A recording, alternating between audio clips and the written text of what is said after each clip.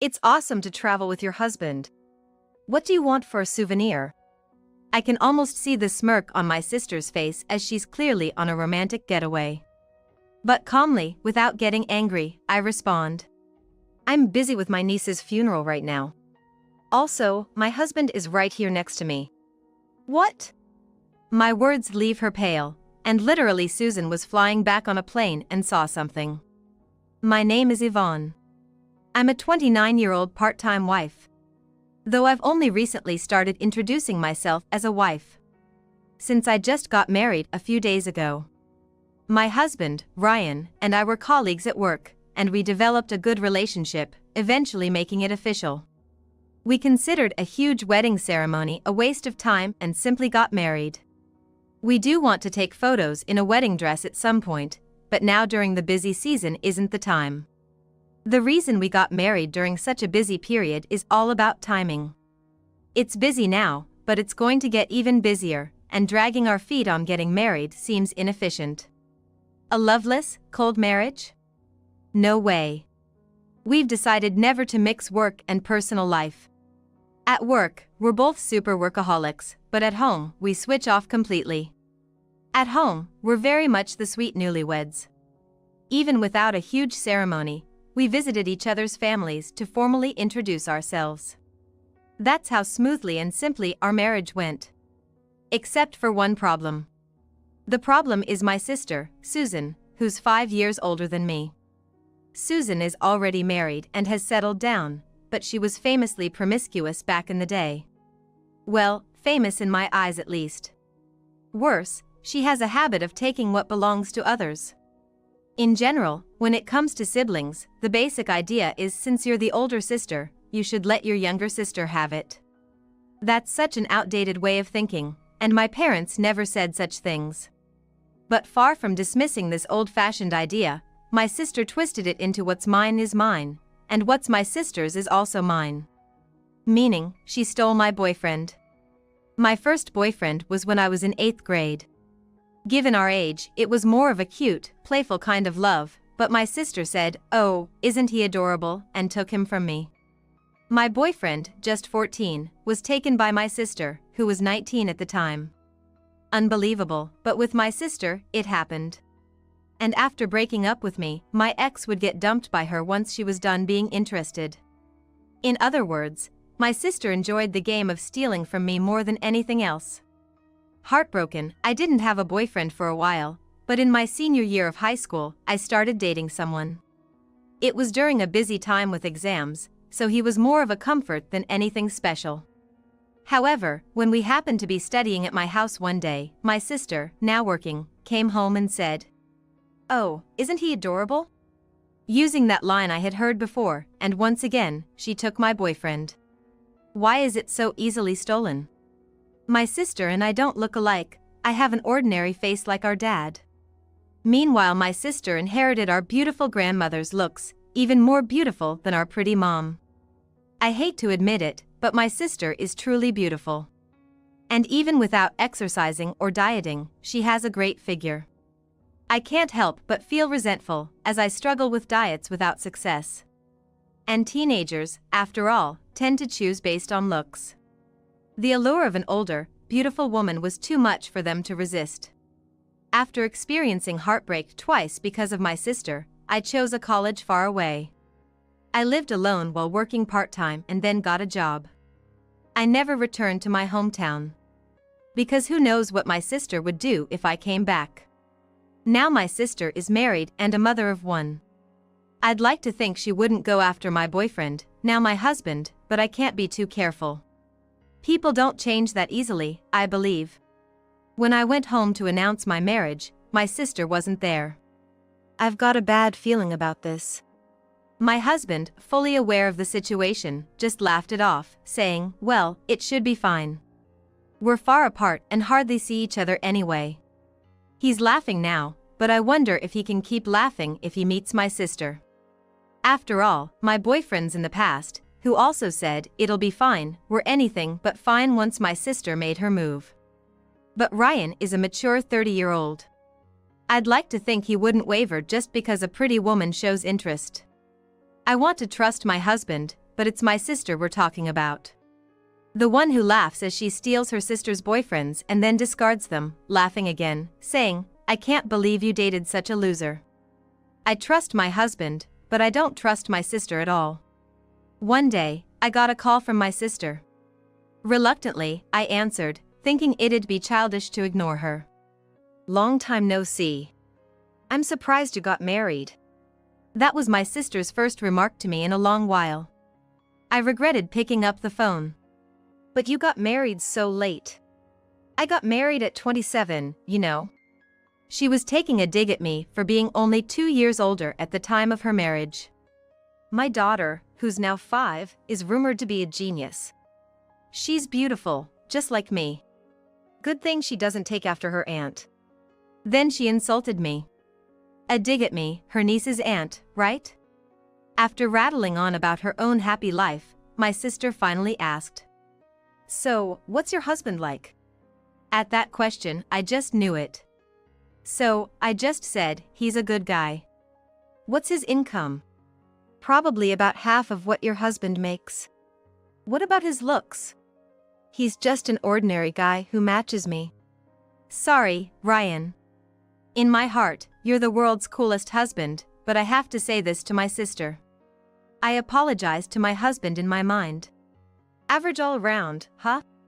That's why I'm saying he's average. What does he do?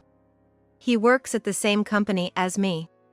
Oh, what's that? An affair with a boss that led to a marriage of convenience?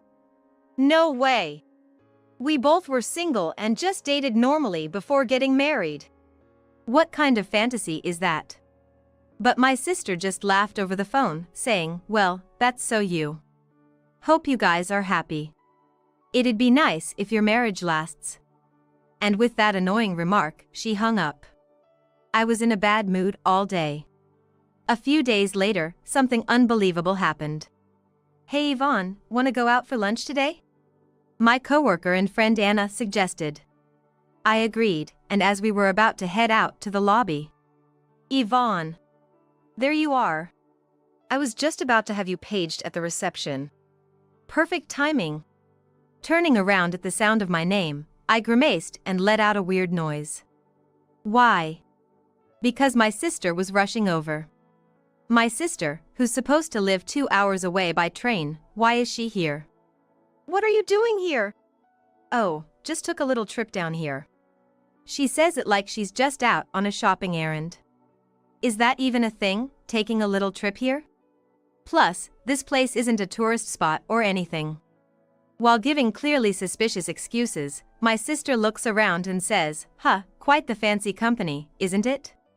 I have a bad feeling. Please, husband, don't show up now. Just as I was thinking that, I heard Yvonne, and my heart sank.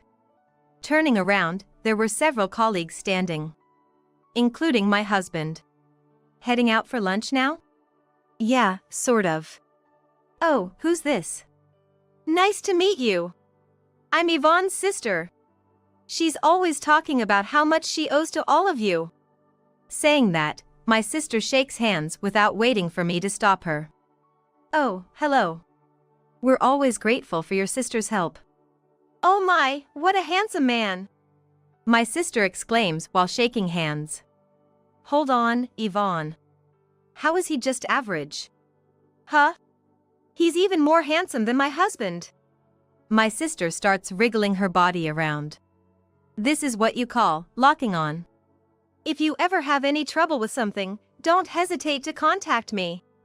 With that, my sister handed over a note with her contact information and left. Why would she even prepare something like that? See ya! Leaving us stunned, my sister took off. Wow, your sister's something else, huh? Said one of the colleagues who happened to be there. All I could do was give a wry smile in response. Then, suddenly, my sister called again a little while later. I was going to just let it ring, but after several calls, I reluctantly called back. I'm going on a trip soon, so I've decided to leave my daughter at our parents' house. Take care of anything that comes up, will you? What? You know our parents' place is quite far from mine, right? Well, the folks are getting on in years and don't have much energy. It's fine, fine, there's a weekend in between.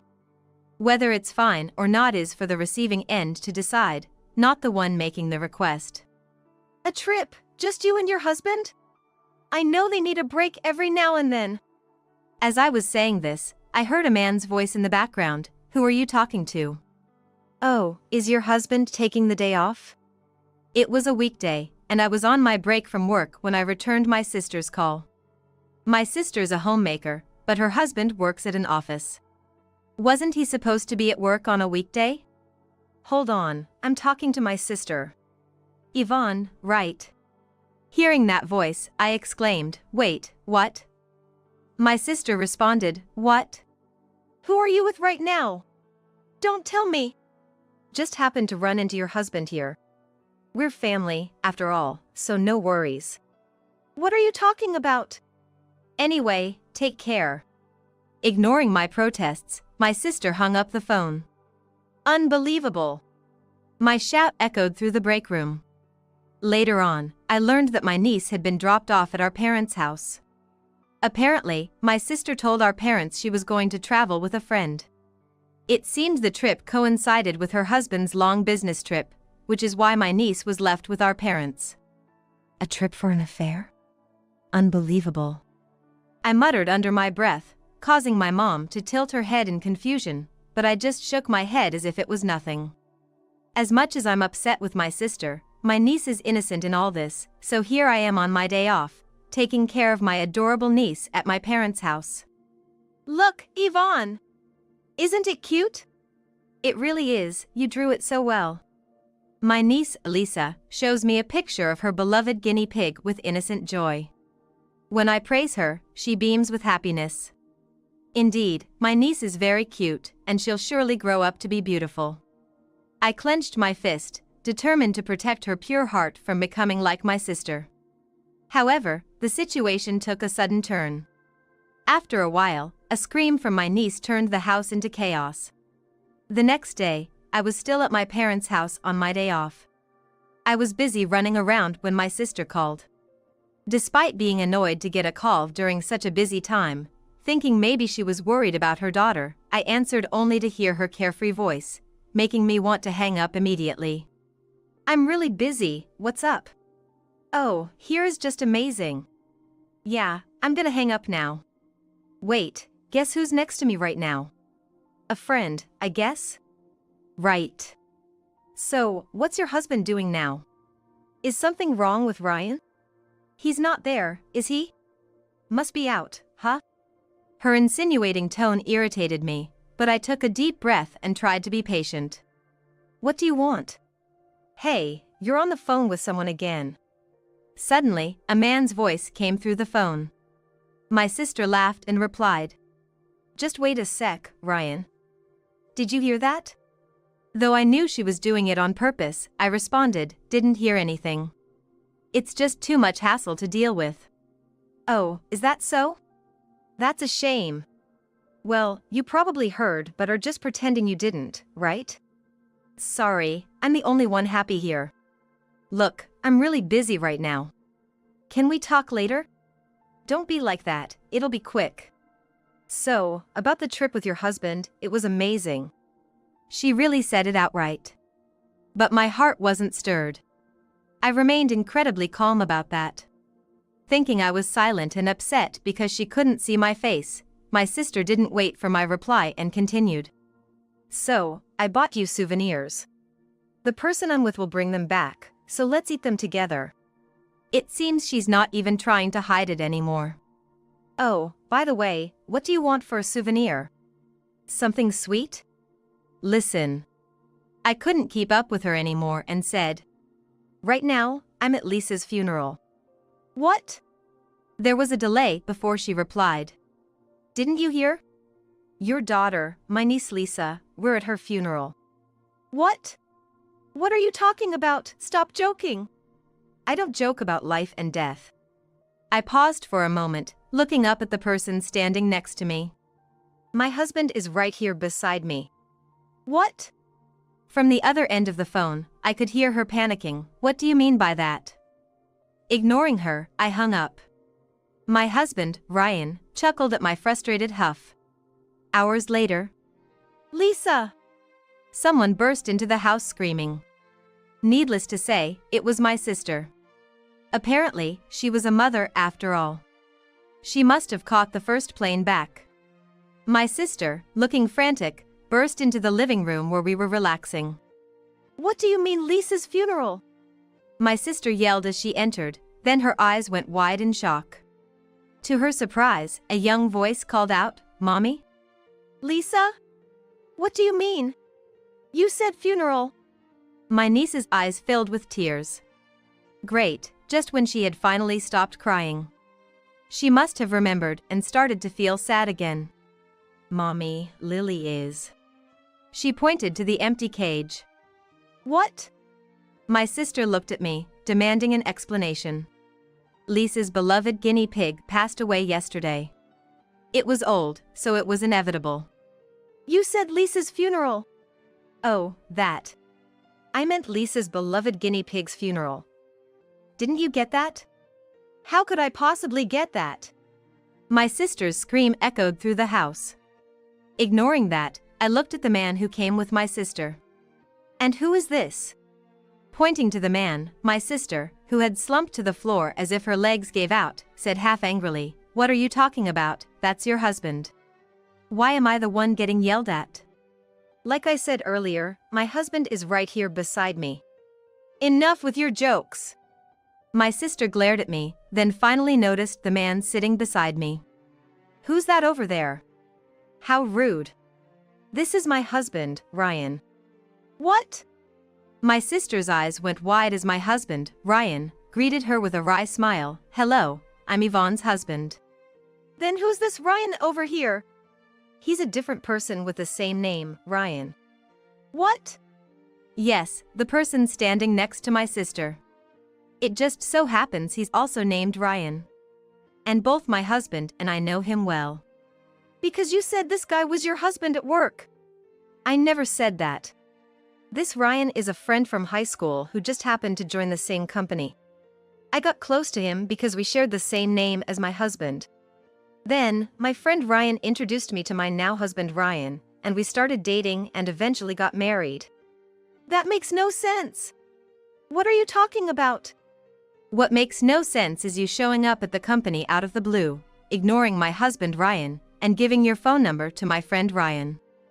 And Ryan, being Ryan, saying something like, "I've always been taken care of by your sister." Seriously, he's always been a ladies' man. Everyone was shocked. My sister was speechless at my explanation. That day, when my sister stormed into the company, the man she ran into while I was about to go to lunch with a friend was among several male colleagues, including both Ryans. It seems my sister only has eyes for handsome men, so she was fixated on my friend Ryan, and my ordinary-looking husband who easily blends into a crowd went unnoticed. Why didn't you correct me? I asked you why you married such an ordinary sister. Well, I didn't deny it, but I didn't affirm it either. I just said, Susan is more attractive than Yvonne. My friend Ryan suggested maybe they should stop being friends. My sister's face went from red to pale, busy with emotions. Ryan, you're also to blame. Why go after a married woman? My husband spoke up, a bit angrily. My friend just shrugged, looking troubled. I was just playing around because she said we should officially date since she's divorced now. What did you just say? My sister turns red again at his words. What do you mean playing around with me? A man's voice responds. So, were you serious then? Of course I was. I even went as far as getting a divorce, huh? Realizing that the voice didn't come from the husband or friend in front of her, my sister slowly turns to look at the door leading into the living room. And her eyes widened in shock. Why are you here? Aren't you supposed to be on a business trip? The other party had to cancel, so it ended early. When I got home, no one was there, which surprised me. I was about to call you, but then Yvonne called me, telling me you were here. So, what's this about you divorcing me? Well, that was just a joke. My sister is stunned. Above her, still slumped on the floor, my friend Ryan speaks up. What do you mean? So, you haven't divorced? So, you were just playing with me too? You're in no position to blame me. Ridiculous. What did you just say? I have no use for a woman who lies about something as serious as divorce. And my friend Ryan said to my sister's husband. I'm terribly sorry for what happened, even though I was unaware. Wait, Ryan! I was serious. Oh? Her husband's voice is cold as she tries to cling to him. Turning around, my sister faces her husband, who's looking at her with equally cold eyes. Wait, that was just a little joke. I'm tired of your lies. What? All those lies about taking care of the kids while I was away on business, going out with friends, and even that lie about divorcing me. Well, that was because... But it's sad you became a liar. What? Confused, my sister looked at her husband, who nodded as if agreeing with something. So, let's get a divorce. That way, what you said won't be a lie anymore. What? Well, we're not divorced yet, but we will be, which is a slight difference, but that's within an acceptable range. Wait a minute! Of course, I'll take care of Lisa. You'll be paying child support. Wait, please! No waiting. From now on, we'll communicate through lawyers. Lisa, let's go home. Saying that, the husband reached out his hand to his niece. Confused, the niece asked, Going home? Yes. He nodded. Wait! Are you trying to take her mother away from my daughter? My sister screamed, thinking she could change the situation by using her daughter as leverage. The husband paused for a moment. And then looked at Lisa. Lisa, would you be sad without mommy? To which Lisa immediately answered, No, I wouldn't be sad. What? Wait, Lisa, you're okay without mommy. Panicked, my sister looked at her daughter. Because mommy, when daddy isn't home, is always gone. She tells me to watch TV because she's going out, and when she comes back, it's late at night. Dinner is always cold. And I have to take a shower alone, even though I'm scared. Susan, you know what? It must have all been news to her. Her husband glares at her with a look that could kill. What, are you blaming me for pushing parenting onto you? You said you'd show me how to raise our child well by being a stay-at-home mom. And sure, I took care of the kids on weekdays, but I was primarily in charge on weekends. You've been lying to me all this time, pretending to be tired?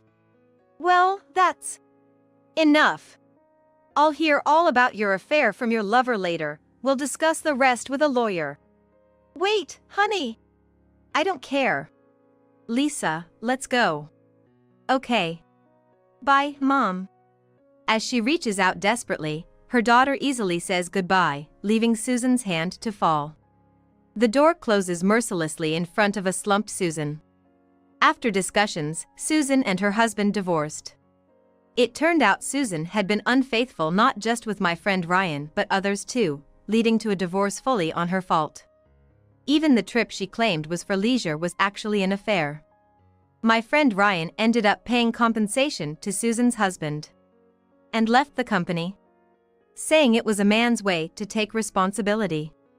Who had always been popular with women, hopefully learned a lesson about sincere relationships. As for Susan, don't come back until you've sorted out your debts, her parents told her, effectively kicking her out. Susan couldn't afford child support, so our parents covered it. They don't expect to get their money back, but want to see their granddaughter Lisa. Homeless and unable to return to her parents, Susan contacted me. I thought it was weird. You marrying such a handsome guy.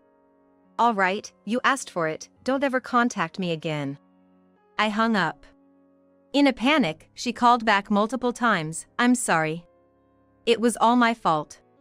I won't go after your men anymore. I hung up without a word and blocked her. I don't know what became of Susan after being abandoned by both her parents and me. Someone from the neighborhood who knew my sister said they saw someone who looked like Susan, but she was so gaunt that there was no trace of her beauty left. But I don't know whether it was really her or not. I doubt I'll ever see my sister again. I'm exhausted. You've had it tough. Ryan, my husband, chuckles as he hands me a warm glass of milk while I crack my shoulders. Thanks, I say, staring at him. What's up? You're making me blush. No, just thinking what a good man you are. You're the only one who says stuff like that. Well, that's fine by me. Only I need to understand your charm. Laughing at that, he smiles and hugs me. My name is Heather. I'm 41 years old. I work as a preschool teacher. I live with my husband, Jeff, and my daughter, Emma, in a suburb not far from downtown. I met Jeff at a mixer that I was dragged to by a junior colleague to fill the numbers. At that time, I was in my late 30s, completely out of place at a matchmaking party dominated by people in their 20s, but Jeff, who was in his early 30s, also seemed equally uncomfortable. A strange sense of camaraderie developed between us, and we started talking, hitting it off quite well. And about a month into seeing each other, Jeff confessed that he was actually divorced and had a 9-year-old daughter, Emma. Moreover, Jeff said, Emma is friendly and a good girl, so I'm sure you'll get along well. Don't worry, I'd like us to date with the intention of getting married. I was happy at the thought of having a daughter and gladly accepted. However, Jeff's daughter, Emma, was openly hostile towards me from the first time I met her, which was not what I had been led to expect. Who is this lady? Dad, you're dating her? That's so lame. Hey, Emma. That's rude. Sorry, she doesn't usually say stuff like this. Oh well, it's okay. I don't mind. I was surprised by Emma's words, but thought she was just nervous. After all, it's understandable that a third grader would resist a stranger suddenly entering her family. I decided to slowly get closer to Emma. But no matter how many times we met before the marriage, Emma's attitude didn't change. Sometime later, Emma, Dad is going to marry Heather, so she's going to be your stepmom now. I was introduced again, but Emma said, I can't believe this old hag is my new stepmom. I'll be laughed at school. Everyone else's mom is young, pretty, and fashionable. I started to think it might be better to call off the remarriage given Emma's state, but Jeff just said, well, once the three of us start living together, she'll gradually get used to it. I wonder if this is really okay. Filled with doubts, I still went through with the marriage to Jeff. 3 years have passed since then, and Emma has become a 6th grader, but she still treats me coldly. In fact, as she grew older and became more articulate, she started to be more verbally abusive. Emma, you really need to fix your attitude. At first, Jeff would get angry at Emma, but as her attitude remained unchanged, he seemed to get fed up and began to ignore it. Moreover, Jeff started to be harsher with me, saying, if you and Emma can't get along after all this time, maybe it's your fault? You're a preschool teacher, but can't handle one child? And look, we've been married for 3 years, and we still don't have our own children. Maybe I should have remarried someone younger like Emma said. What's that supposed to mean? You're blaming me for everything, including Emma's issues and the child matter? I'm trying my best here. Without defending me from Emma's attacks, Jeff began to treat me harshly as well, and I felt myself growing weaker. One day, a mom friend stopped me. I saw your husband, Jeff, in the car with Susan. I just wondered if you knew about it. Susan is the mother of Emma's classmate and, I've heard, a single mom. Why would he be with someone like her? I was a bit suspicious, but I brushed it off to prevent any strange rumors. Susan mentioned she wanted to move soon, so I told her my husband works in real estate and could help. The mom friend seemed convinced and left, but my suspicions about Jeff remained. Something definitely feels off. It might be worth looking into. I decided to hire a private investigator to look into Jeff and Susan. 2 months later, Jeff and Emma went out, leaving me alone at home. Suddenly, I heard the front door being roughly opened and, frozen in shock, saw Jeff, Emma, and, surprisingly, Susan barging into the living room. Hey, a new mom is going to live here, so pack up all your stuff, clean up the house, and leave. What? Emma started spouting nonsense as soon as she walked in, leaving me bewildered. Hey Emma, you can't just spring this on her, she won't understand. Heather, sorry, but we're getting a divorce. Please leave this house. Yeah, there's no place for an old hag here anymore. Jeff and Emma were smirking at me, enjoying themselves. Meanwhile, Susan stood beside them, chin up, looking triumphant. Hello Heather, sorry for all this suddenness. But Emma is happy she's getting a younger, prettier mom. So, could you just quietly get the divorce? A happy family is the best, after all. You're just not fit for it. I had never really spoken to Susan, even at PTA meetings, but now she was blabbing proudly. Please pack your things and leave today. Look, I know this is shocking, but don't just stand there. Don't you have anything to say? I was speechless in front of the three of them barging in and saying whatever they wanted. However, as I had been wanting to divorce Jeff and Emma due to their unreasonable behavior, I saw this as a good opportunity and decided to go with it. All right. My response, like a child being given a chore, surprised them. Hey, are you really understanding this? You're getting a divorce and leaving this house? Yes, I understand. But just to confirm, I can pack up all my stuff, right? That's what we're saying. Forgot already, old lady? If Emma had been my real child, I would have scolded her harshly, but after all, she was nothing more than a stranger to me. I ignored the noise. Well, we're going to a spa resort for the night, so make sure you deal with your stuff and leave before we get back. See you. And with that, they left, laughing as if they had resolved some annoying issue. I found it odd that Susan, who also had a child in Emma's class, would leave her own kid behind, but I didn't have time to ponder. All right, not much time until tomorrow, gotta get moving. Left alone in the living room, I hurried to start packing. I wonder if they realize what they said about packing all my stuff. Actually, all the furniture and appliances in the house were bought by me. These were items I had purchased in preparation for our marriage, paid for in full. Because I had substantial savings from being single until I was 38. However, Jeff's payments for his half had become increasingly lax and eventually forgotten. Thus, I decided these were my personal belongings and had no hesitation in calling a junk removal service to take them away. TV, washing machine, fridge, and even the dresser, I emptied everything and disposed of them.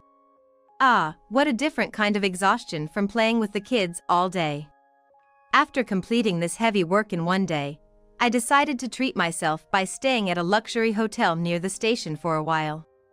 The next afternoon, relaxing in the hotel room, I received a call from Jeff. Hello? Answering the phone reluctantly, Jeff was almost shouting. Hey! The house is practically empty. And you just left the fridge empty and standing there. What were you thinking? What was I thinking? Well, all that stuff was bought by me. Forgot? You ended up not paying a dime. Oh, yeah, that was the case, but this is too much. Is bringing home a mistress and demanding a divorce any less excessive? Ugh, damn it. I wanted to hand him the divorce papers as soon as possible. When should I bring over the divorce papers? I was about to say, but Jeff, as if remembering something urgently, suddenly asked in a hurry. Wait, what about that? What? What do you mean by what? The dresser. The one with all the drawers. Where did you put that? I put it with the rest of the stuff, for the junk removal people to take away. Are you kidding me? I instinctively pulled the phone away from my ear. Jeff was yelling so loudly. Why are you so mad? I bought that dresser. Did you like it that much? He was so fixated on the dresser that I asked why he was so desperate. I had savings hidden in there. I was shocked by his answer, reminiscent of something from a bygone era. In the back of a drawer, there was money in an envelope. How did you not notice? Well, it was hidden, so it's not like I could have known. Sorry. I didn't think I was at fault, but I apologized anyway. That only made Jeff angrier. Where? Which collection service did you use? Tell me. After I told him the company's name, Jeff hung up immediately. Probably he rushed to recover the money. Ah, I forgot to bring up the divorce papers. I realized after he hung up, but figured he'd contact me soon enough, so I waited. As expected, Jeff called me the next day. Come to the house right now. I had wanted to sign the divorce papers and return the house keys anyway, so I took everything necessary and headed to the house. As I entered the living room, the three of them were waiting, looking furious. Hey, why did you throw everything away? There's no washing machine, no fridge, no microwave. We can't live here for a while. Emma was yapping at me as soon as we met. Didn't Dad tell you anything? I bought all of that. Emma, you said so yourself. Clean out all your stuff. Emma looked frustrated, and Susan jumped to her defense. Hey! That's so immature, fighting with a child. That's why she doesn't like you. This child has been calling me an old hag since we first met. My attitude is irrelevant. Besides, once we decided to divorce, we're practically strangers. This wicked woman. Anyway, give back the money. Money? Oh, you couldn't recover it? Jeff apparently rushed to the junk collection site after our call, but couldn't find the dresser among the massive piles of trash. So, I want the $10,000 back, right here, right now. Losing $10,000 did sting, but I refused Jeff's demand. No. What do you mean no? You threw away my money. You have to pay me back. It's not just no, it's more like I don't need to pay you back. How can you think like that? Jeff looked puzzled at my confident reply. I pulled out a document from my bag and thrust it at him. I'm demanding alimony from you for the adultery and the verbal abuse that caused me mental distress. I had a lawyer draw up the documents right after I got to the hotel, paying a rush fee. The alimony amount was well over the $10,000 Jeff had hidden in the dresser. I'll deduct the $10,000 from the amount written here. So, I don't need to pay you. But you'll need to pay the rest of the amount. Jeff stared at the alimony pledge, and after understanding what it stated, he glared at me. What a greedy woman. No wonder you were single till now. Say whatever you want. It doesn't affect me. Ignoring Jeff's words, I pulled out another document from my bag and handed it to Susan. This is the compensation for emotional distress for you. What? She was apparently not expecting to be charged after having an affair. She snatched the documents from my hand. Wait, this is too much. I'm a single mother. As Susan cried out, Jeff, after reading her part of the settlement, glared at me as if he were looking at a demon. Hey, do you not have a heart? Charging this amount to someone raising a child alone is too much. The worst. You really are a wicked witch. Jeff and Emma both attacked me at the same time. But they didn't know the truth. I slowly approached Susan and said, Susan, you haven't told these two the real story, have you? Yikes! Susan let out a squeak as if my face, called a wicked witch by Emma, truly terrified her. What are you talking about? Don't threaten Susan. Oh, sorry. But I thought it was known. Susan hasn't divorced her husband yet. What? Wait a minute. Next to a panicking Susan, Jeff and Emma froze. That's a lie, right? You said you were already divorced. Ah, well, You're technically just separated. Isn't your child with your husband right now? Why do you know that? Is it true? Yes, it's true. Unable to lie any longer, Susan quickly admitted. That's why that kid hasn't been coming to school lately. Emma muttered, seeming to understand. So what? We're about to get divorced anyway, just need to sign the papers. There's no problem. Yeah, that's right. You're just trying to stress us out, it's pitiful. I couldn't bear to look at the two so sure of their victory and shook my head. Unfortunately, there's a big problem. I've informed Susan's husband about your affair. Your wife is having an affair with my husband, so I demand compensation, I told him. What? Susan's husband was furious, of course, at both of you. He said he's going to demand compensation from you too. What? You've caused so much trouble. Compensation for me too. Their expressions were a mix of anger and panic. So, I've handed over the evidence of the affair to your husband as well. Jeff and Susan turned pale. Emma looked worriedly back and forth between the two. You two are going to have a hard time, bearing the burden of two compensations.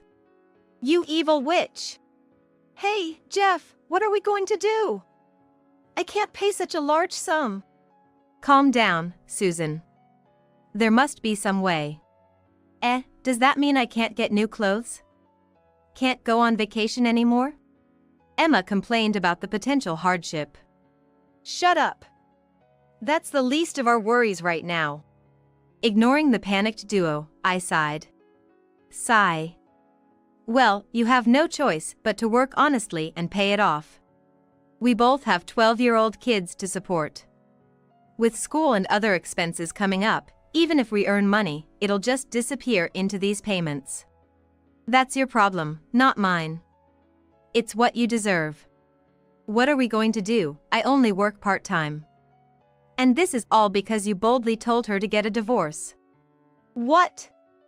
You're blaming me now?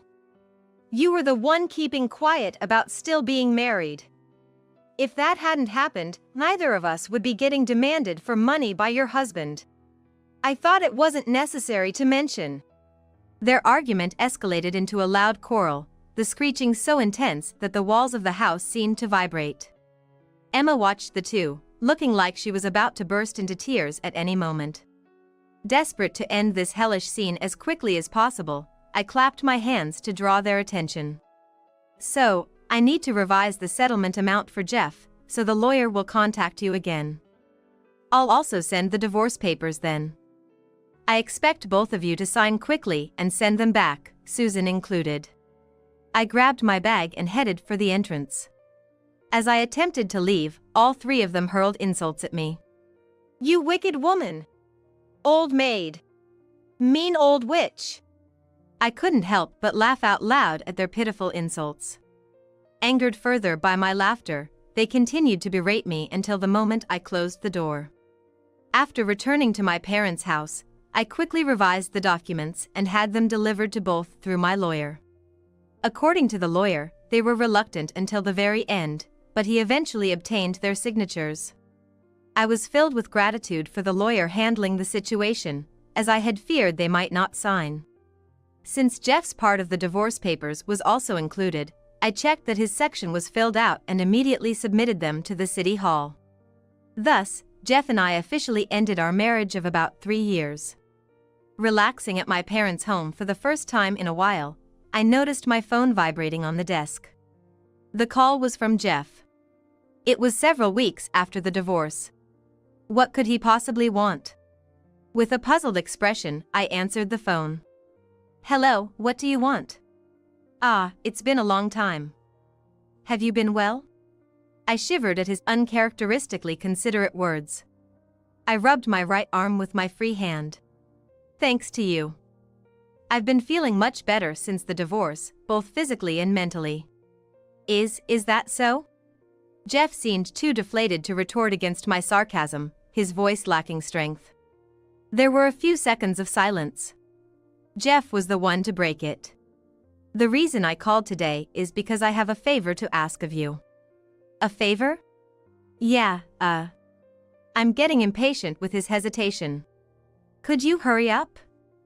I really didn't want to pick up your call. If you have something to say, go through the lawyer, remember? Sorry. The favor is, could you reduce the alimony you're demanding from Susan and me? I was stunned by his audacious request and pressed my temples with my hand. Wait, you thought I would just agree to that? It can't be helped. It's hard to talk to Susan's ex-husband about this. So he wanted to say it was unavoidable. How selfish of Jeff. Susan thought finally the three of us could live together after getting divorced from her husband. Wait a minute, what about the three of you? What happened to Susan's child? Oh, the kid went to live with her ex-husband. As if Emma had taken over a classmate's family. I felt dizzy at their selfishness, not considering the children's feelings at all. Jeff continued as if it didn't matter. I got fired from my job because somehow it got out I was using the company car to go out with Susan. That's wrongful termination, don't you think? Despite everything being his own fault, there was no sign of regret from Jeff. Is this man really in his late 30s? So, my income is zero right now, and Susan is just working a part-time job at the supermarket. We're really strapped for cash, barely managing our own lives. So please, can you reduce the amount? We really can't afford to pay it. I wonder what expression Jeff is making on the other end of the phone. I can't see it, but regardless of his face, my answer is the same. I refuse. Why? Jeff immediately retorts. Firstly, I dislike the idea that you're coming to me because it's difficult to talk to the other guy. And what about Susan? If she wants a reduction, she should be asking along with you. That would be the proper way to do it. That's true, but look, she's also having a tough time right now. It's not like she can handle any more stress. Not her problem? Oh, I see. With that attitude, I definitely won't reduce anything. No, that's not what I mean. I messed up, just listen to me. I silently listened to Jeff spilling more blunders. I don't know what's happening in this family or why they're having a hard time, but it's not my problem. Displeased with Jeff's attitude, I decided to let him in on a little secret. By the way, I was the one who reported your affair to your company. What? He paused after letting out that bewildered sound. Hello? Can you hear me? That explains it. What? He muttered quietly. That explains why suddenly my boss started checking the car's dashcam. You were the one who told them. Yes, that was me. A kind mom friend told me she saw you and Susan together in the car. So, I thought it was strange and hired a detective agency to investigate, and oh, did they find evidence of your affair? Photos of you taking Susan out in the company car during work hours, pretending to be attending to clients. Damn it. From the phone came the sound of fabric rubbing in a rhythmic pattern. Is he fidgeting? I took those photos, clearly time-stamped, to your workplace after our divorce and handed them to your boss. It was terrible because of you. I was told by higher-ups that I broke company rules and that my actions were malicious, which resulted in me getting fired. Plus, I was ostracized by everyone until I left. What a disaster. He doesn't seem to realize at all that he brought this upon himself. He seems determined to blame everything on me. It's your fault I got fired. I'm fed up with Jeff repeating the same excuses, and I respond more forcefully. The real problem is that you were the one skipping work and having an affair. Even elementary school kids, if asked who's in the wrong between us, would say it's you.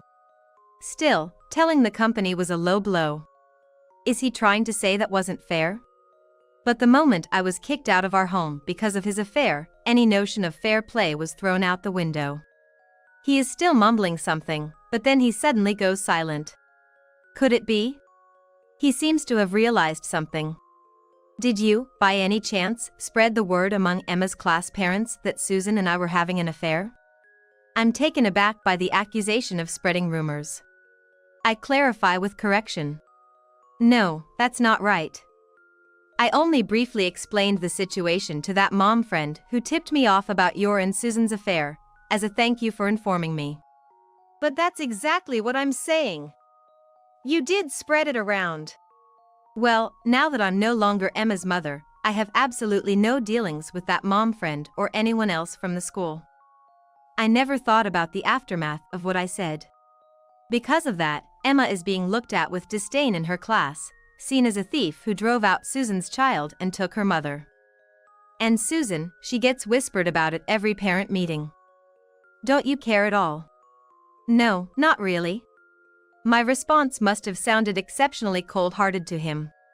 But honestly, I felt no pity for a child who had been verbally abusive to me from the start and the woman who took my husband, no matter what hardships they faced. You're a heartless monster. Like a character out of a comic book, he said in a heavy tone. If anyone's the monster, it's you, lacking any moral compass. Shut up. Just reduce the alimony.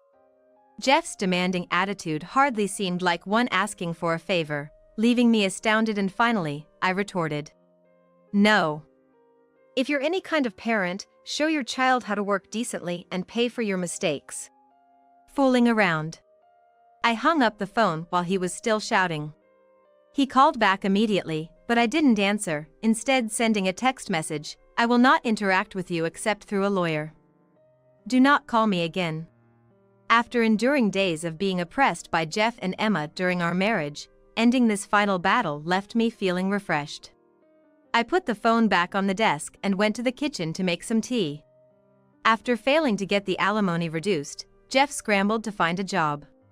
Susan also tried to negotiate with her ex-husband for a reduction, but that failed too.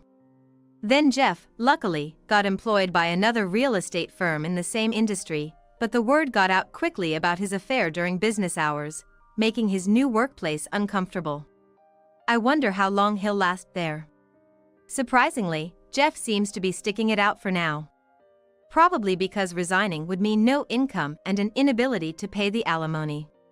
Both burdened with their own and each other's alimony payments, and with children to care for, their family finances must be a disaster, but I was slightly impressed by his tenacity. As for Susan, she had to leave her part-time job at the local supermarket after rumors of the affair spread, thanks to the formidable network of mom friends. It seems, the mom friends network is quite terrifying. Susan will likely struggle to find work locally again. She will be stigmatized as the woman who went after a child's father. Now that Jeff has become the sole breadwinner for that family, I wonder what will become of them. Whether they find happiness or face misfortune, it has nothing to do with me. Thinking this, I quietly sipped my warm tea. My brother is a gangster, you know. A punk picking a fight threatens my husband by hinting at the existence of his gangster brother. Yet, my husband retorts with a calm demeanor. Angered by this, the punk douses my husband with whiskey. So much for our restaurant date. I stayed quiet because I didn't want to get involved, but I can't overlook my husband being ridiculed like this. The punk will end up regretting his actions, and not even crying and apologizing will be enough to be forgiven. My name is Sarah. This year, I married Roy, whom I've been dating for 3 years, and we've been enjoying a blissful newlywed life. Roy is my pride and joy. With his well-defined features, a height of 6 feet 2 inches, long limbs, he's what you'd call a head-turner. But Roy's appeal isn't just skin-deep. He understands me better than anyone else, took on the role of a homemaker to support my busy work life, and manages everything at home. And, above all, he's incredibly kind. He always puts me first. Roy truly is my pride and joy, and I believe there's no better husband out there. Roy says the same about me. There's no better wife out there. It might sound like we're just showing off to others, but we are a couple who truly respect and cherish each other.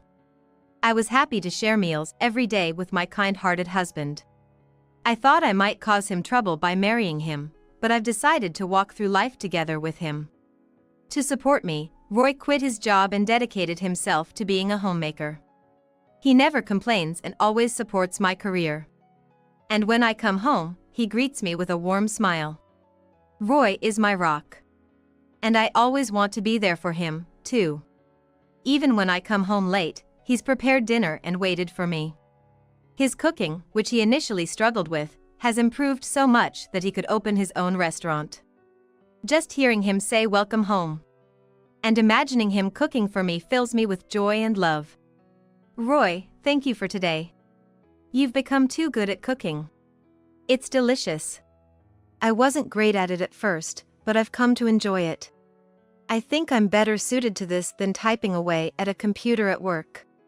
It's fun thinking about what to make every day so you can have a good day. That makes me happy, thank you. But isn't it hard waiting for me to come home late every day? You can go to sleep first if you want. It's okay. I want to eat with you. It's lonely eating alone. I miss seeing your face. I feel the same way. I'll try to finish work earlier and come home as soon as I can. Thank you for everything.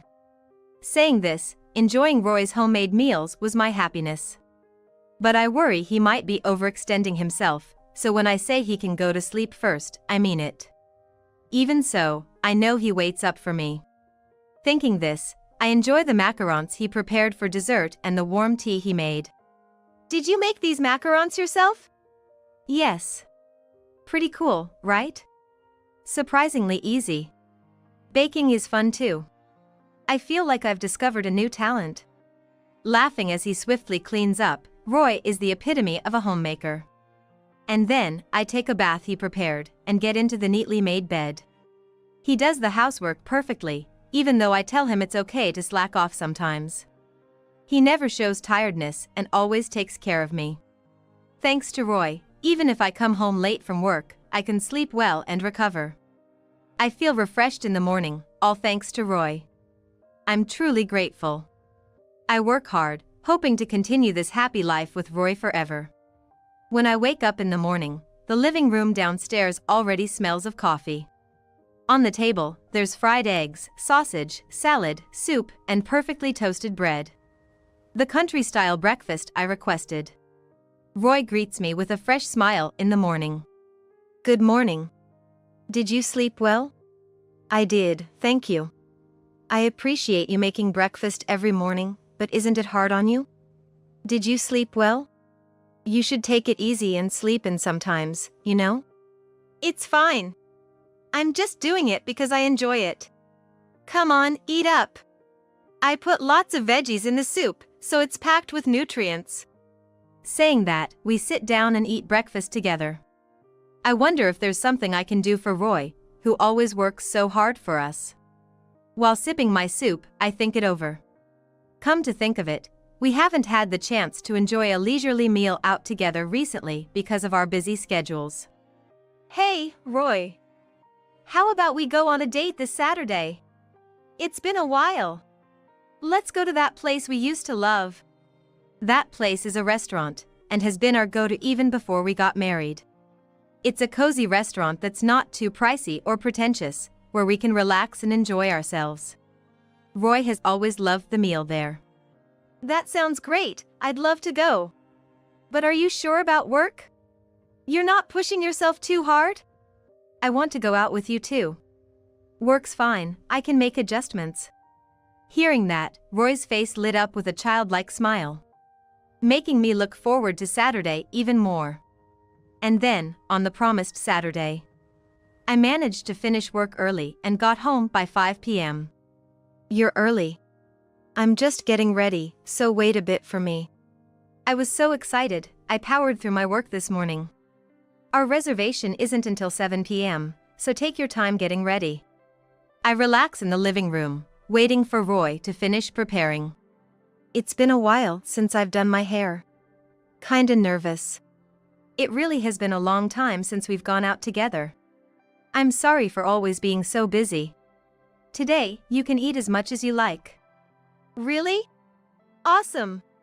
I've already decided what I'm gonna order. Can't wait. Despite his playful words, Roy, dressed in his stylish outfit for going out and with his hair perfectly done, looked so handsome and mature it even made me, his wife, swoon a little. Sorry to keep you waiting. Shall we go? Since we still had time before our reservation, we decided to take a walk near the restaurant, enjoying the beautiful night scenery at a popular date spot.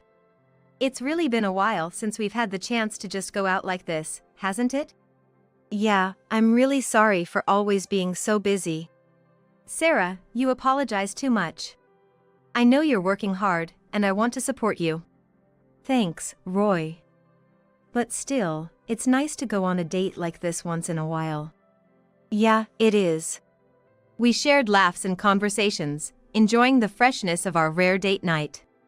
While it's always fun spending time at home together, stepping out for a date felt exciting and refreshing. As the time for our dinner reservation approached, we headed to the restaurant. We have a reservation. As soon as we opened the door to the restaurant, we were greeted by loud voices and crude laughter. That's hilarious. You're crazy, man. Though this place is known for its down-to-earth atmosphere, we'd never encountered such rowdy customers before. While curious, I hoped to avoid any trouble and took a seat without paying them much attention. Hey! Where's my drink? I ordered more. Sorry, please give us a moment. We've been waiting. Hurry it up. Their rude behavior was unmistakable. It seemed the noise was coming from a group of punks. 3 young men with flashy hairstyles and visible tattoos were drawing attention to themselves. I observed discreetly, hoping to avoid any involvement. Hey, waiter! Hurry up with our order. We're short-tempered. It's scary when we have to wait. Though already displeased by their behavior, I tried not to let it ruin our special date. Roy seemed unfazed, his eyes sparkling as he examined the menu posted on the wall. What should we start with? Just as Roy was about to catch the waiter's attention, one of the punks caught his eye. Hey, you! You just made eye contact with me, didn't you? Hey, are you disrespecting me? It was the worst possible turn of events. It seemed the punks had been drinking heavily and now decided to pick a fight with Roy. However, Roy ignored them and tried to call over the waiter. Excuse me, we'd like to order, please. Their frustration with Roy's disregard only seemed to escalate as the punks stood up and approached us, encircling our table. Hey! I'm talking to you. Are you deaf? You made eye contact with me, didn't you? Are you mocking me? Dealing with uneducated, rule-breaking punks is truly tiresome. While I silently wished for no escalation, Roy calmly addressed them. I was just trying to place an order with the waiter. What's the issue? What's the issue? You made eye contact with me. I think you're mistaken. Roy continued to look at the menu on the wall, ignoring their provocations. Their irritation grew as they refused to leave our table. You're trying to act tough in front of your lady? Please lower your voice. You're bothering the other customers. Roy spoke firmly, showing no sign of fear.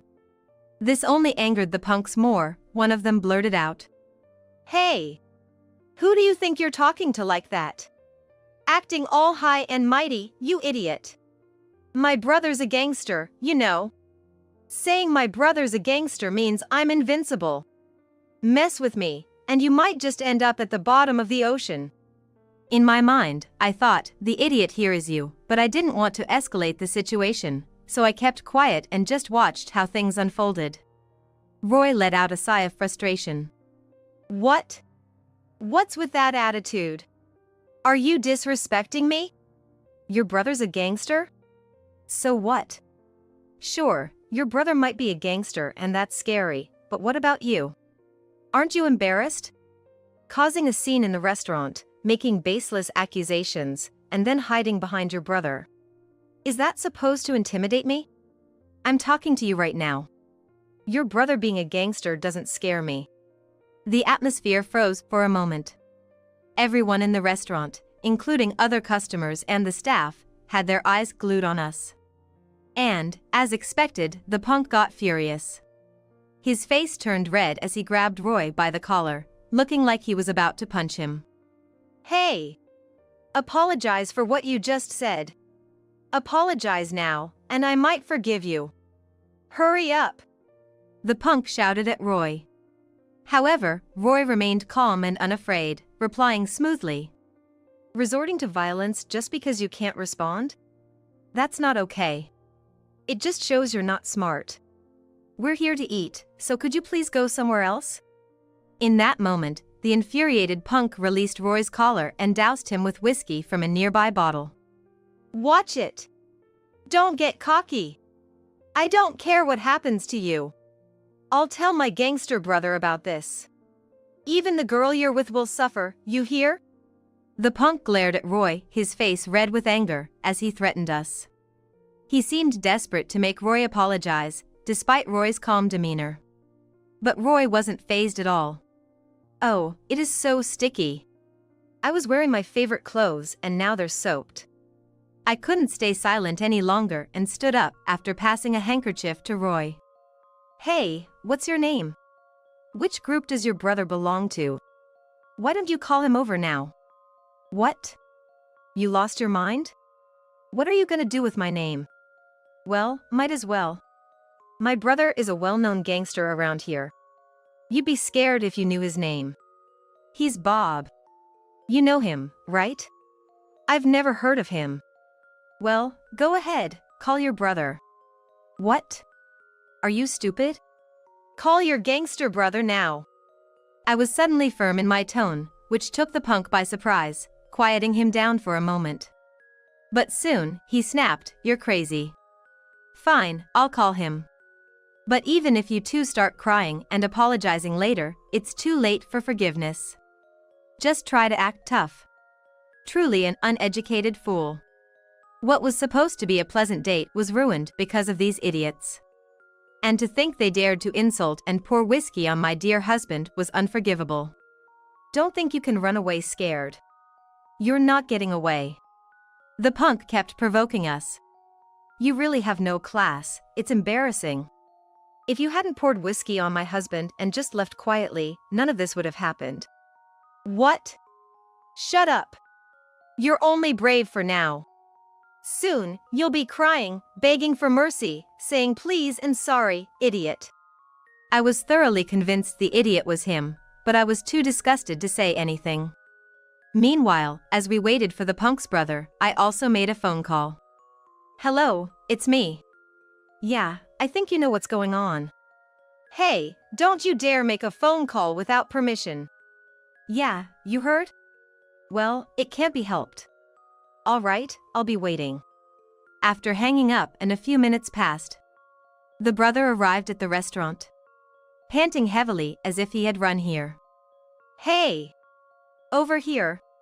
Listen, these guys were totally disrespecting us. You gotta beat them up for me." The punk reported to his brother with a smug smile. However, as the brother approached, his expression turned fierce and he suddenly punched the punk. The punk, not expecting to be hit by his own brother, was completely unguarded and got knocked down, causing chairs to topple and bottles to shatter on the floor. Concerned about causing trouble for the restaurant, I apologized to the other customers and went to the staff. "I'm really sorry for causing such a commotion. Please keep the change," I said as I handed over all the cash I had. "Let's talk outside." Following my lead, the punks were dragged out by the gangster brother. Once we were in a more secluded area, the brother finally spoke. "I'm very sorry for what happened." The punk, who had bragged about his gangster brother, was completely lost, not understanding what was happening as his brother apologized. "I can't stand idiots without manners. I'm truly sorry. Hey, you guys! What are you standing around for? Don't you realize the situation you're in? What's gotten into you? We don't need to care about these people." The punks were clearly confused by the unexpected turn of events. They couldn't understand why they, protected by Bob's brother, had to apologize after insulting and being rude to my dear husband, and even pouring whiskey on him. I decided to enlighten the punks about the reality of the situation. "The gangster brother you were relying on is actually my subordinate. Get it? He's part of my crew. I'm the boss here. Tough luck, huh? If you had a bit more discernment, you wouldn't have ended up in this mess." Dousing my husband with sake was definitely not okay. Yes, the gangster Bob, whom the punk was counting on, had sworn loyalty to me. "Hey! You! You poured sake on the boss's husband? Are you out of your mind? Didn't I tell you not to cause any trouble?" "No, I didn't know." The punk, who had been barking loudly until now, suddenly became as meek as a puppy. "Not knowing isn't an excuse. Just apologize already." "I'm sorry." "Speak up." "Well, never mind. Let's take this slow and talk it out at the office. Hearing this, the punk froze. Then, from a black van parked nearby, Bob's underlings started to disembark. Teach these punks some manners, I said, and the underlings efficiently shoved the punks into the car, leaving Bob's brother behind. Bob had requested to deal with his brother personally. Bob's brother was pale, finally realizing the gravity of his situation. Boss, I am truly sorry. I will take full responsibility for this. Well, that's all well and good, but could you first have this punk's brother apologize properly to my husband? Have you not even apologized yet? Apologize now. Bob barked at his brother, who then turned to my husband, gave a slight bow, and said, "I'm sorry." Hearing this, my husband smiled. Seeing my husband's forgiving expression seemed to reassure Bob's brother, thinking he was forgiven. But then my husband said with a smile, "You call that an apology? You shouldn't take the adult world lightly." Suddenly, Bob's brother's face went pale, crying and begging for forgiveness. I'm so sorry. I won't ever do something like that again. Please forgive me. I'll pay for the damage. I'm truly sorry. Apologies need to come from the heart to mean anything, you know? Well, I'm fine now. The rest is up to my wife and Bob. Roy stepped back, letting Bob take over. Idiot. Haven't I always told you? Your behavior would bring disaster one day. I've cleaned up your messes before, but this time, there's nothing I can do. I can't forgive you either. The world of gangsters isn't as forgiving as you think. Don't just use my name without understanding the consequences of your actions. Bob was absolutely right. What should I do now? His brother seemed suddenly scared after hearing Bob's words. Bob had already decided on how to handle his brother's situation. Really? You're okay with this? Yes, I've been prepared for this ever since I joined this world. I'm not the type to run away from something like this. I'm truly sorry. This is the result of me being too lenient with you. I'm fine, really. I wasn't harmed. But I can't overlook you pouring on my husband. Bob then dragged his brother into the car and drove off. The world of gangsterism is harsh, huh? Bob, despite everything, really cared for his brother. Makes me feel a bit guilty too. Our world is all about loyalty and strict discipline. Well, it was Bob's decision, so let's just watch over them. It's strange, events like these remind me of the past. My parents were heads of a gangster family, a legacy that goes back generations. Being the only daughter of such a family, I grew up isolated. Rumors spread quickly at school and in college. Just one person knowing about me was enough to spread gossip. I considered joining a regular company after graduation, but knew it would be difficult if my background was investigated. I struggled with my future, feeling the pressure to continue my family's legacy, but also desiring a normal life. Eventually, I chose to live as a gangster. A world that valued loyalty and human bonds, which suited my personality despite the loneliness.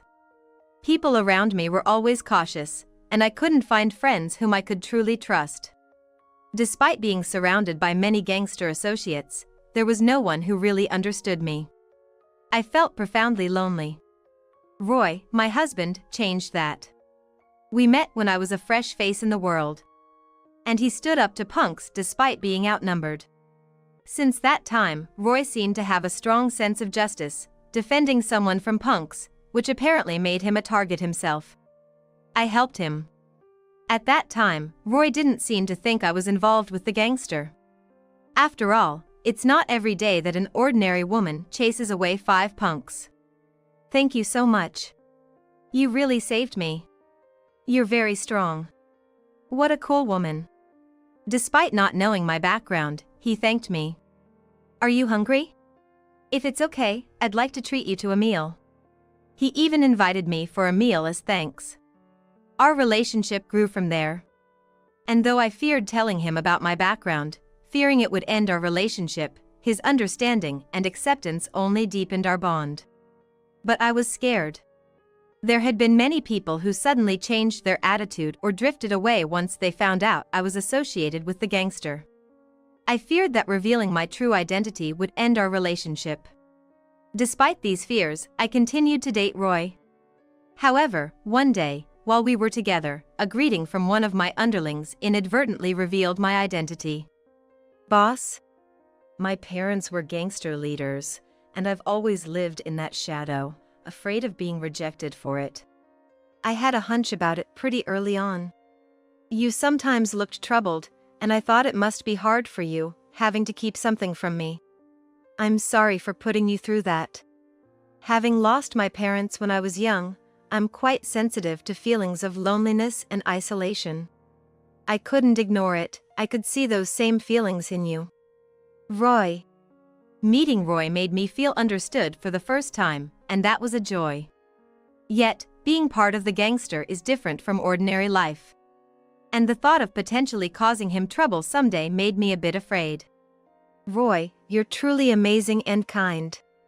But being with me might bring you inconvenience, so maybe. I found myself at a loss for words. Are you suggesting we should break up? I don't want that. I know all the good in you, and being gangster doesn't change who you are. You're you. You've probably had a hard time being the daughter of a gangster, right? You don't have to bear it alone anymore. I'm here for you. Roy said, hugging me gently with a reassuring smile.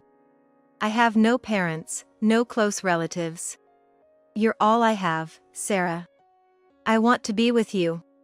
At that moment, I vowed to spend my life with Roy, to cherish him forever. Yet, now I've dragged him into this situation. And I felt down. Even if Roy seemed calm when confronted by the punks, he might have been scared deep down. If only I had acted sooner. He might now be afraid of me, thinking he doesn't want a gangster partner. Sarah, are you worrying unnecessarily? I'm sorry for involving you in this.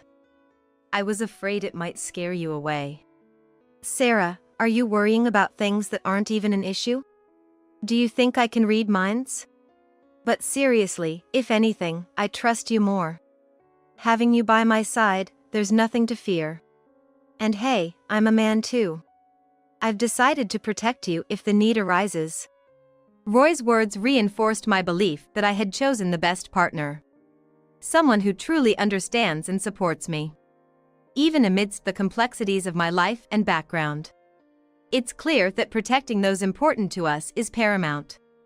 It's my responsibility to ensure no one is left alone.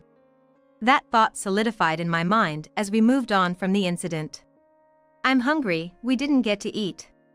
Yeah, let's try another place. And with that, we began walking, ready to move forward together. I'm remarrying a new wife. You're no longer needed.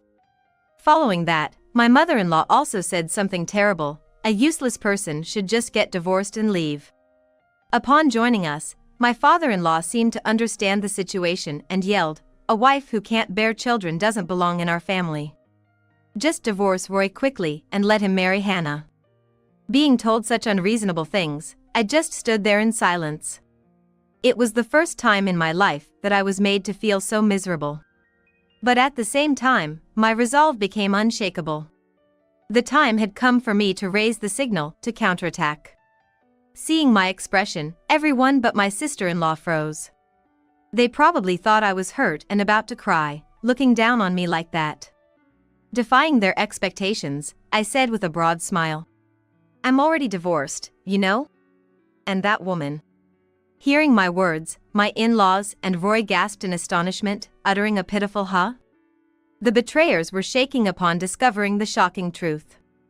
My name is Emily, and I'm a 31-year-old part-time. I married Roy 3 years ago, but we don't have any children yet. When we got married at 28, I was working full-time, and continuing to work would have guaranteed a solid career. That's why I wanted to build my career until I turned 30, then have a child and return to work more easily once childcare became manageable. Roy understood that, and we agreed to start trying for a baby after I turned 30. So, when I turned 30 and was about to start trying in earnest, I went for a checkup just in case, as a friend who was also trying was struggling with infertility. The result was that I found out I have a condition that makes it difficult to conceive, and I decided to switch to part-time work to focus on fertility treatments. Roy works at a real estate company, and we can live comfortably on his salary alone. We were also able to save a little every month, so he was okay with me working part-time. But that's when the nightmare began. Once it became clear I had fertility issues and switched to part-time, Roy's attitude changed drastically. He used to be kind, but suddenly he said, "I'm full-time, you're part-time, so you should take care of everything at home. If I don't earn money, we can't even afford fertility treatments, let alone live. You need to perfectly manage the household to avoid stressing me out." I was good at household chores since I lived alone, so it wasn't too painful. But Roy started to nitpick everything. If the room was a bit messy, he'd say, "You're lazy. What kind of housewife leaves the room this dirty?" And if the dishes weren't washed right after a meal, he'd say, "A woman who puts off even this isn't cut out for a family. Then work more and earn. There are remote jobs and such hiring, right? Well, you're still in charge of all the household chores since you're part-time and I'm full-time." I had just found out about my infertility, so I was feeling down, thinking it was somehow my fault despite Roy being fine. So I wanted to create a relaxing space at home for Roy, who was tired from work, and tried to meet his expectations. Looking back, I realize Roy was just taking advantage of my weakened state. At that time, I convinced myself to endure until I got pregnant, suppressing my feelings. I thought Roy would return to his kind self once we had a child. Hoping for a sliver of hope, I continued with fertility treatments while managing part-time work and household chores. But the strain took its toll, my health deteriorated, fertility treatments weren't going well, and the gap between us grew. Gradually, I couldn't keep up with the housework, my feelings were a mess, and I became more emotional. Roy then said, "You can't even get pregnant and act all high and mighty. If you don't want to be divorced, listen to me." From that day, he clearly looked down on me. He said I was acting all high and mighty just because I asked him to put his socks in the laundry basket instead of leaving them around, and he yelled, "Shut up." So, I spoke up a bit more firmly. Being looked down upon like this made me feel miserable, and I didn't even know what to do anymore. And Roy began to treat me not as his wife but as a convenient woman or a servant, and my heart grew more and more troubled. A year passed in this way. Ultimately, we didn't have a child, and the gap between me and Roy remained. Switching to part-time work and starting infertility treatments, this past year has flown by in a flash. Yet, it's also been the most challenging and painful period of my life. But recently, there's been a change. Roy suddenly started being nice. Not just a little, it was a significant change. It was as if he had become a completely different person, showing more concern for me than ever before. For example, in a month when the infertility treatment didn't work, and I was feeling down, he said, "You okay? How about I make dinner tonight? I can whip up your favorite beef stew." I was half touched, half suspicious. After all the times he'd looked down on me, to see such a drastic shift in behavior made me wonder if there was a catch. So, I asked Roy, "What's up? Anything good happened recently?" He relaxed his face and said, "Yeah, work's been going great. I got selected to be part of a big project. But it means I'll have to do more entertaining and weekend golf, so I might be away from home more." Up to this point, it was all good. My physical burden had lessened, and if Roy's work was going well, it meant our future was secure. If I just accepted Roy's kindness without question, there'd be no trouble. But there was one thing that bothered me. Lately, Roy had become keen on knowing my every move, so I asked him, "Hey, what's going on? You used to not care at all about where I was or what I was doing." Suddenly, Roy burst into anger. "What's wrong with wanting to know what my wife is up to? Emily, are you doing something behind my back that you can't tell me?" From my perspective, it was bizarre for Roy to yell over something so trivial.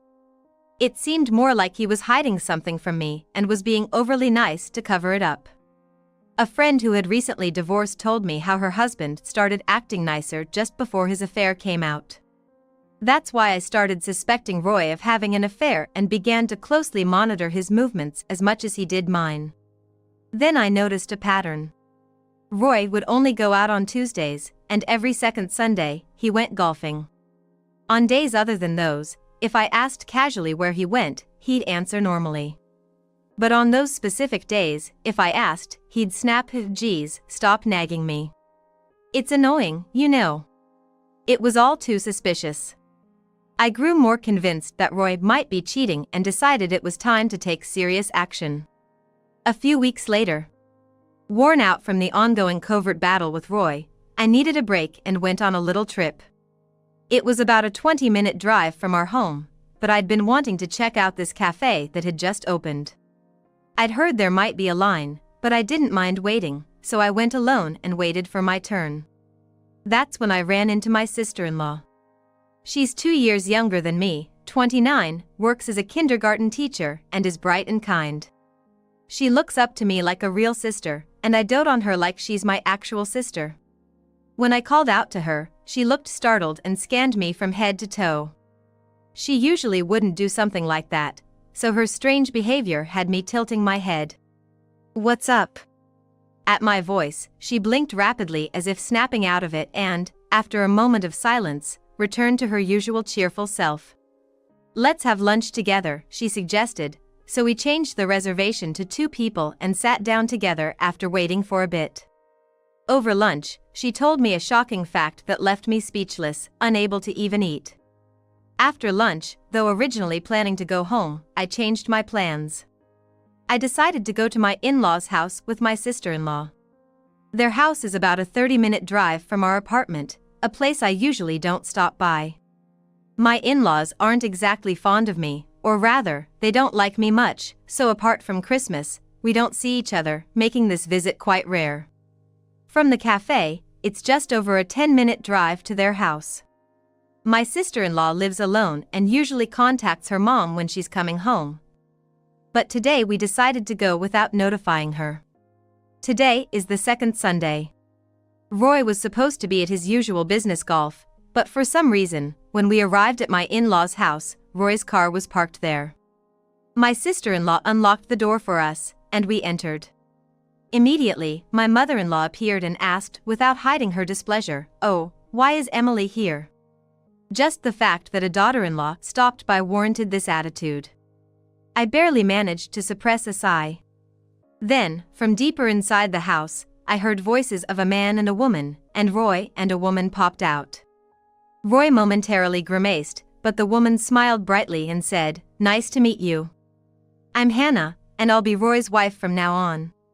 While I was stunned, my sister-in-law, with a furious look, confronted Roy and the others, demanding, "Hey, what's this all about? Explain yourselves." Roy sighed deeply. Then, looking at me with a disdainful expression, he dropped a bombshell. "I'm remarrying a new wife. You're no longer needed." Following that, my mother-in-law also said, "A useless person should just get divorced and leave," hurling awful words at me. Strangely, while I managed to stay calm and rational, my sister-in-law, trembling with either anger or sorrow, gave me a look of sympathy. Meanwhile, Roy, Hannah, and my mother-in-law looked down on me with a smug attitude, showing no remorse. Then my father-in-law, attracted by the noise, came in and immediately understood the situation, yelling, "A barren wife doesn't belong in this family. Hurry up and divorce Roy and let him marry Hannah."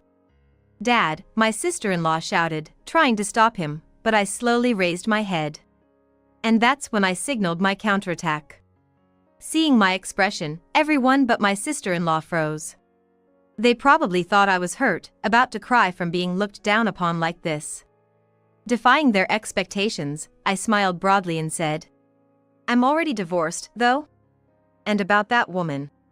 The implications of my words, especially the fact that I mentioned I was already divorced, left Roy and my in-laws stunned, only able to utter a pathetic "huh?"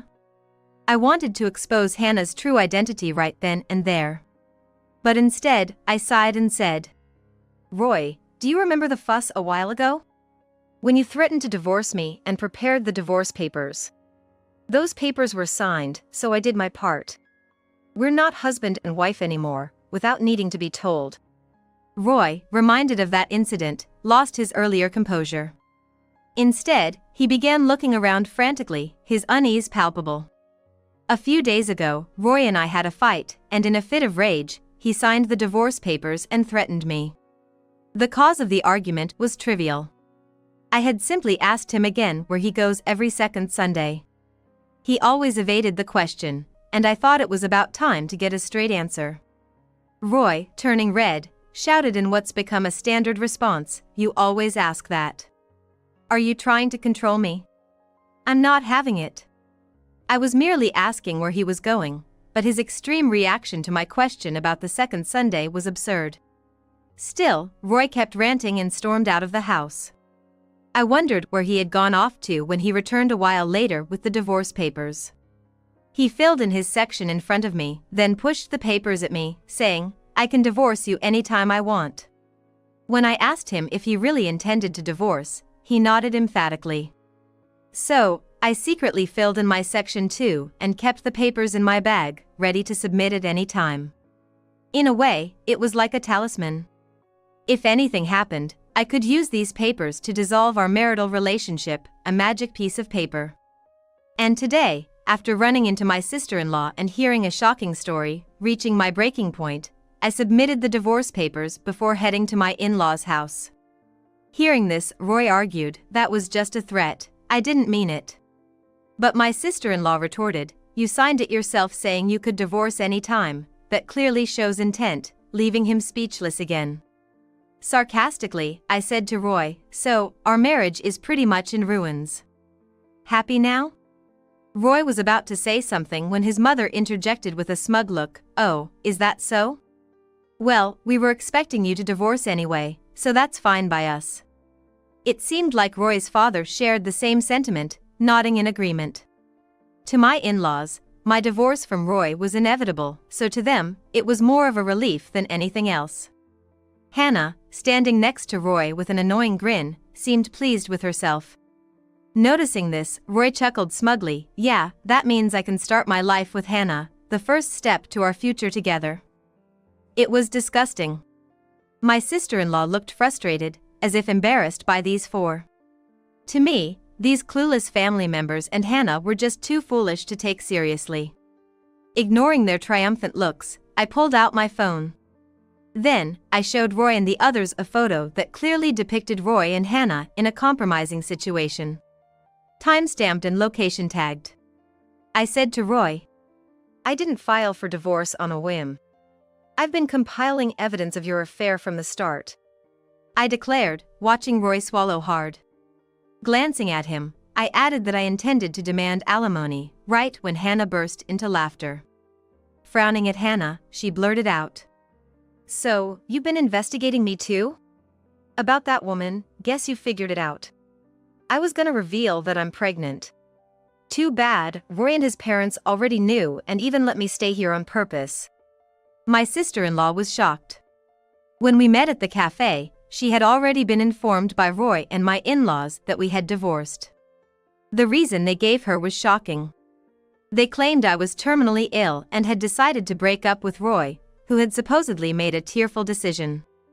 Roy had told his sister a lie about breaking up due to a fake illness. Hearing this story, I was appalled. According to my sister-in-law, Roy had cautioned her. "Emily is despairing over her life now. So, please don't contact her and accidentally upset her." Hence, my sister-in-law avoided reaching out to me, thinking it was for my own good. But upon returning home, she was surprised to find a strange woman living there, introduced as Roy's new wife by my in-laws. She had realized she'd been deceived all along. But hearing about Hannah's pregnancy was new to her. As Hannah gloated, I burst into laughter. Then turned to her. "Of course, the detective caught that you're pregnant. But I brought something even more interesting since it's unlikely that Roy and his parents wouldn't know." The atmosphere tensed. Everyone held their breath. wondering what bombshell I would drop next. And the moment I opened my mouth, the silence was broken, and the situation drastically changed. And what I wanted to say is, Hannah is pregnant with another man's child, not Roy's. Hannah's face paled, and Roy was speechless, while his parents slowly turned their gaze towards her. I had spared no expense on a detective to gather irrefutable evidence and information beneficial to me post-divorce. I had requested detailed investigation reports and evidence, including photos with date and time stamps. By the time of our divorce fiasco, I already had enough evidence to confront Roy. The reason Roy only left on Tuesdays and every second Sunday was because those were Hannah's days off from work. Roy inadvertently dug his own grave by filling out the divorce papers, making it a windfall for me. I could have cornered Roy with the evidence I had, but I thought it was too soon. That's because the detective had mentioned that Hannah, Roy's affair partner, seemed to have a dark shadow hanging over her. So, I decided to request a more detailed investigation into Hannah. It turned out Hannah was pregnant, and Roy was aware of it. This was somewhat expected. However, Hannah insisted on going to the doctor alone, stubbornly refusing to take Roy with her. It seemed Roy thought nothing of it. But Hannah had a clear intention to keep another man from suspecting anything. In reality, Hannah was involved with another man, a married man with children, and the child she was carrying was undoubtedly his. The married man, unable to leave his family for Hannah, had agreed to cut ties by paying all expenses related to the pregnancy and a lump sum for child support upon Hannah's request. The agreement was to settle their relationship by paying child support if a test after the child's birth confirmed his paternity. Therefore, it appears that this man was always accompanying Hannah to her doctor appointments, leaving no opportunity for Roy to join. Roy, unknowingly, had dug his own grave by signing the divorce papers, making my case even stronger. I had collected evidence of Hannah entering the maternity clinic with another man and even secured audio recordings, presenting all the proof to them then and there. As Hannah grew visibly distressed, Roy exploded in anger. "You deceived me?" Me, while his parents echoed his outrage. Feeling it was too harsh to gang up on a pregnant woman, I exclaimed, "Enough. This is shameful. You're all in the wrong here. Roy for cheating, his parents for condoning it, and Hannah for planning to use Roy as a fallback. Your actions are nothing but a petty quarrel." Silenced by my outburst, everyone was left speechless. Now that things have come this far, there's no turning back. I've made up my mind. After discovering Hannah's shocking hidden side, there's no way these people could live together anymore. But what I couldn't forgive was Roy. How he bad-mouthed and looked down on me while I quit my job to focus on fertility treatments, and how he suddenly started being nice to avoid suspicion the moment he started his affair. I've divorced Roy, and I will make sure you all pay me alimony. Hannah, you'll be raising 2 children on your own now, but since you're the one who did this, you better take full responsibility. After saying that casually, Hannah turned pale and exclaimed in shock, "You knew about my other child? How? Where did you?" To make it clear for Roy and his bewildered in-laws, I started to explain. Hannah has been letting her parents raise her child. She claims to be providing financially, but with another child on the way, things will change. Her parents are getting older, and it seems she's been looking for a new ATM to help with child rearing. I have evidence of her saying this to her friends with a laugh. Realizing that ATM implicitly referred to him, Roy looked hurt. But he had no right to feel that way. The in-laws were flustered, and in a panic, my mother-in-law dropped her previous confident demeanor, saying, "So, Hannah's child isn't our grandchild? Then there's no reason to keep her in this house. Leave right now." Conveniently switching her stance, Hannah, in a panic, tried to defend herself. "No, it is Roy's child. Please believe me." But my sister-in-law finally spoke up. "Do you really think saying that now will make anyone believe you? Hannah, do you not realize the mess you've made of people's lives?" And with that, Hannah fell silent. Then, my sister-in-law dropped a bombshell. Aren't you the mother of a boy who goes to the daycare where I work? The one always brought in by his elderly grandparents.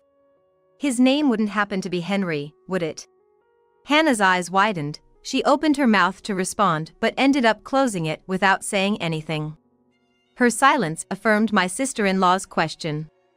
Shocked, my mother-in-law collapsed on the spot, and my father-in-law looked back and forth between us, panicking. It seemed like the right moment. I presented Roy with an ultrasound image, saying, "Thanks to the fertility treatments, I successfully got pregnant with your child. I was about to tell you after dealing with the morning sickness, but then your affair became undeniable. This child is undoubtedly yours. We won't be living together, but expect to pay child support." Roy looked devastated, but my audacious mother-in-law chimed in, "If there's a child, then she still has the right to be a wife. I'm sorry, we were just misled by this woman. Please, Emily, come back to us." Ignoring her, I turned to leave the house. As my mother-in-law called out to me repeatedly, I turned back once and said, "What are you doing? You never liked me from the start, and once you found out Hannah was pregnant with your son's child, what action did you take? You're beyond brazen." Taken aback by my confrontation, my mother-in-law lowered her head again. My father-in-law, perhaps realizing their folly, said nothing more. After all, they discarded me just as I no longer needed to acknowledge them as family. Stepping outside, my sister-in-law repeatedly apologized, asking if there was anything she could do. I said, "Just make sure they don't get away with this. From now on, I'll be handling things through a lawyer with Roy. And from now on, let's not be sister-in-law and sister-in-law but friends instead." Surprised, my sister-in-law nodded and said, "Let's get through this together." Following that, I hired a lawyer and demanded alimony. They pleaded inability to pay the substantial amount I demanded, but after I threatened legal action and assured them of my relentlessness, they reluctantly agreed. Hannah's affair with the married man came to light, leading to a confrontation and eventually reaching his wife's ears, causing an uproar. Consequently, overwhelmed by our demands, Hannah turned to her parents, who, after scolding her, came to us to apologize and settled the amount in full. Hannah desperately turned to her parents' home for help. Naturally, she was severely scolded by her parents, who then dragged her to our place to apologize. After giving birth, Hannah will have no choice but to work from dawn till dusk, making it impossible for her to indulge in affairs ever again.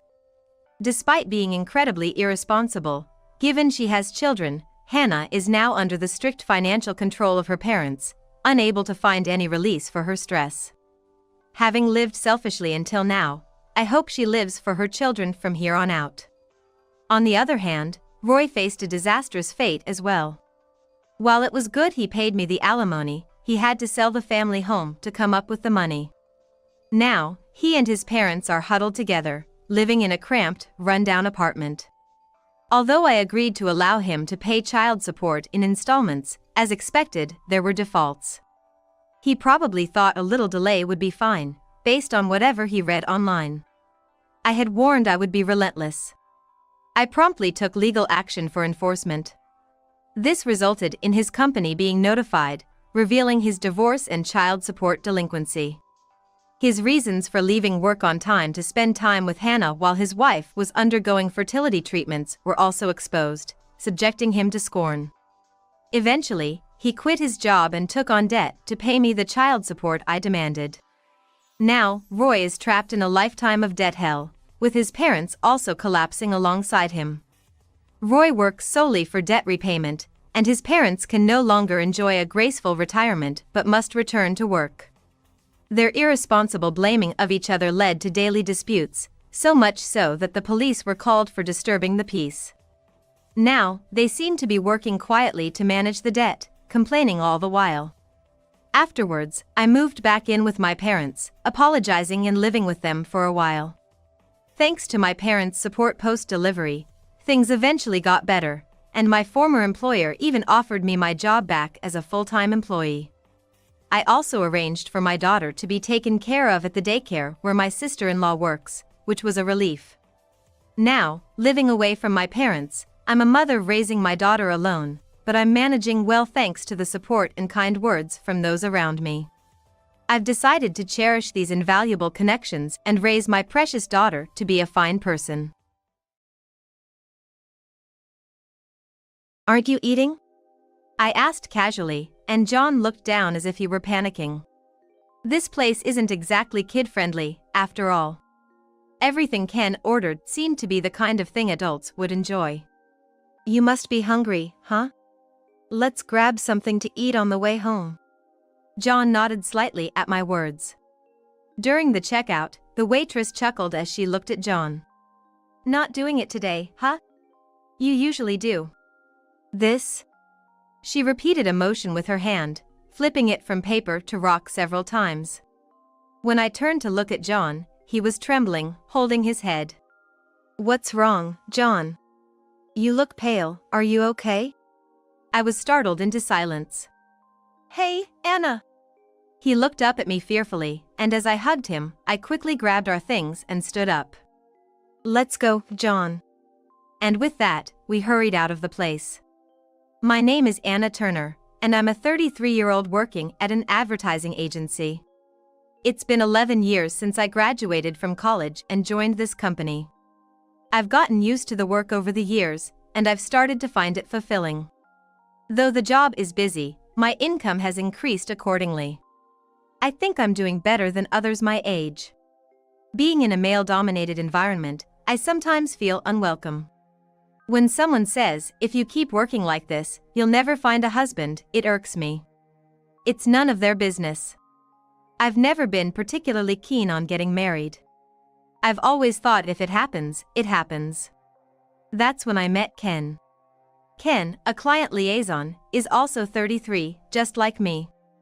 Being the same age, we hit it off right away. Every time I visited the client, Ken would greet me with a smile. He might come off a bit flashy, but he's friendly and great at livening up meetings, making them enjoyable. Of course, we talked about work, but even after meetings, our conversations never ended. Before I knew it, we were exchanging messages privately and began to dine out together regularly, just the two of us. Things moved quickly from there. Ken started making his interest clear. Initially, I only thought of him as a colleague, so I was confused at first and evaded his advances. But upon reflection, it wasn't a bad idea. Having worked together, I knew Ken was competent at his job, and I think his income was about the same as mine. He was clean-cut, and not bad-looking either.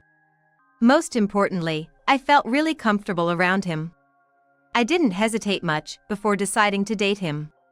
I was actually looking forward to it. If he hadn't said anything, I might have been the one to ask him out.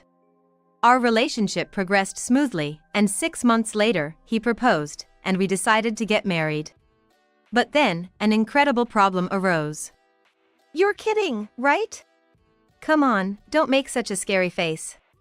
One day after work, when I went to meet Ken, he was standing there with a boy who looked about elementary school age. A much younger friend? No, perhaps a relative's child. Had they run into each other by chance? Thinking it was someone related to Ken made me nervous. Feeling a bit intimidated, I approached Ken, and upon noticing me, he smiled sheepishly and said, "Meet my son, John, 10 years old." "Nice to meet you." Huh? Son? The boy named John awkwardly avoids my gaze. I, on the other hand, ended up staring at him as if trying to uncover some truth. Wait. I don't understand. Son? What do you mean? Ken laughed nervously as he grabbed my shoulder. I brushed his hand away. No dodging the question. What? Were you married before? Ken looked at me with a puzzled expression. Huh? Did I not mention it? I'm a divorced dad. I had no idea. I couldn't help raising my voice. I was on the verge of a meltdown, but seeing John's face, I managed to hold it together. I couldn't lose it in front of a child. I'm going home. I'll contact you later. I was far from calm. I barely get the words out. After all, how could anyone stay calm upon suddenly being told by their fiancé, "I'm a divorced dad," and then bring the child to a date without any warning? What was he thinking? As I turned to leave, Ken hastily grabbed my arm. Hey! It took a lot for me to bring John here, and you're just gonna leave? That's not fair. Think about how John and I feel. Huh? Then think about how I feel. You could have at least told me before bringing him along. I might have been shocked, but it would have been easier to accept than being surprised like this. I didn't even know he was divorced. I needed some time to prepare mentally. What if I told you beforehand and you decided to break up with me just because I'm divorced with a son? That would be unbearable. Ken glanced at John, then started stroking his head. Looking every bit the father. Look. John is such a good kid. I was confident that once you met him, you'd feel a maternal instinct too. Huh? He said it proudly, but that's not the point. He was making a lot of assumptions. I wanted to just walk away, but when my eyes accidentally met John's, I stopped. He looked nervous and quickly looked away, but his face still had an innocent look to it.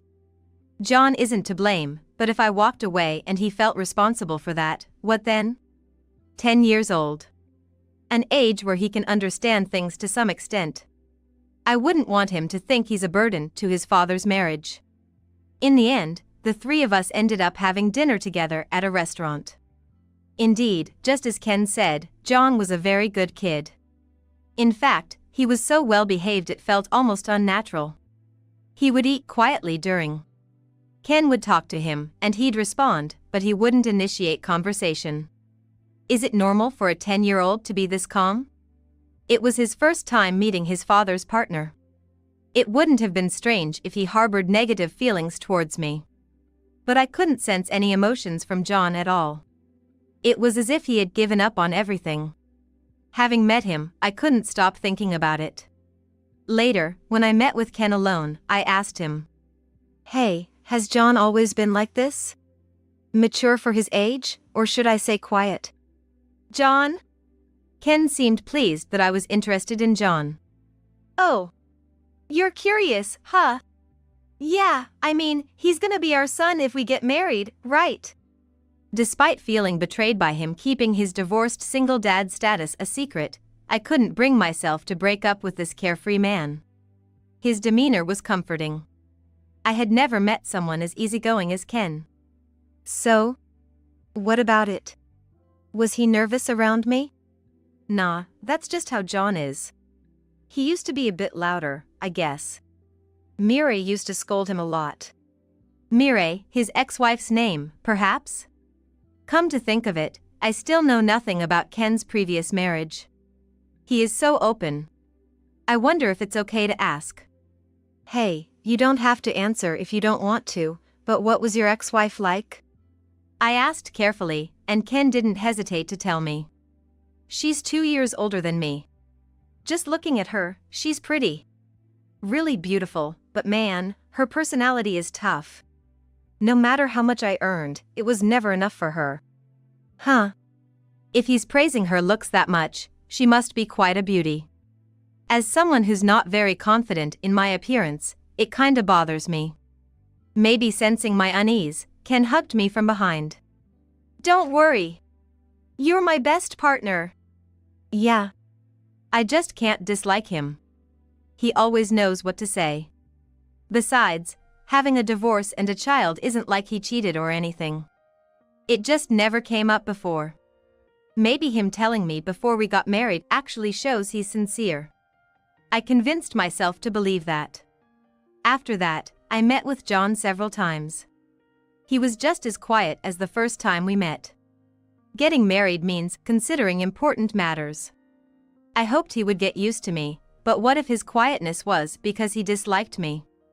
Thinking it over didn't help, so when we were alone, I took the plunge and asked him. If you're against it, we don't have to get married. What do you think?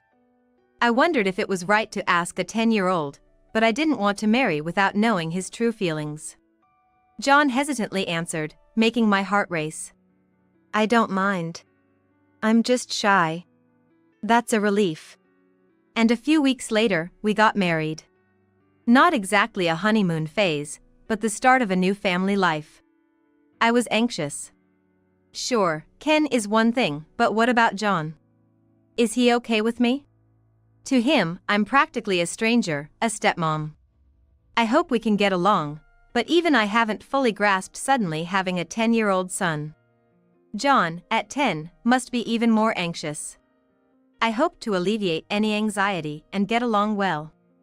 That's what I was thinking. But contrary to my thoughts, problems came from an unexpected direction. You're kidding, again? I muttered to myself in response to a message from Ken on my smartphone. Maybe Ken is the type who doesn't take care once he's got it. After we got married, Ken's behavior changed drastically. Overtime and drinking parties became the norm. Without any guilt, he'd even come home in the morning. If this were a boyfriend. Well, even then, I'd be a bit unhappy, but now that I'm his wife, it's unbearably frustrating. Ken practically just comes home to sleep. John and I, still not fully accustomed to each other, were left alone without choice. Even if it were just me, but with growing John around, I couldn't skimp on meals. Even mealtimes became a source of stress. How was school today? It was normal. The conversation just doesn't flow. I feel bad for John, but I just can't think of topics to discuss with a 10-year-old. About a month into this routine, I finally lost my patience and confronted Ken. Enough is enough. You're out drinking every single day. It's ridiculous. Huh? It's not like I enjoy drinking. There's this thing called socializing in the world. You're in sales, you should understand. It's not just about drinking parties. There are days when work just doesn't end. If that's the case, I'm also swamped with work. Since we got married, I've been rushing home early because I worry about John, even when it means I can't work overtime. I've been starting early in the morning or using my lunch breaks to catch up. Lately, my lunch breaks have been all about working with one hand while eating sandwich with the other. You used to have time to go on dates with me before we got married. It's not even the busy season now, so what's keeping you so busy? Come on, answer me. Ken fell silent for a moment, looking slightly annoyed, then let out a small sigh and smiled. My bad. I guess I've been taking you for granted. Let's go out for a meal, the three of us, this weekend as an apology. And I'll try to adjust my work schedule from now on. Really? You promise? It's been a while since we've eaten out. I wonder where he'll take us. I can't help but feel excited, even though I know it's a bit silly of me. Ken took us to what looked like a very expensive high-end restaurant. Just the exterior of the place was overwhelming. It felt like the kind of place where important people might have meetings. Hey, this looks expensive. Are you sure? I whispered, not having any idea how much it might cost. Ken then covered his mouth, chuckling softly. Stop it, you're embarrassing. You're making it obvious we're not rich. We stand out. To you, this might seem like a dream place. But I'm used to it. I could feel my face heating up with embarrassment. He didn't have to say it in such a demeaning way. Thinking back, the places Ken and I went to before getting married were all reasonably priced. Even the place where he proposed was an Italian chain restaurant. So I was just worried that he was stretching himself too thin by bringing us here. And yet, he says he's used to it. Who has he been coming here with? I've never been brought here before. All right.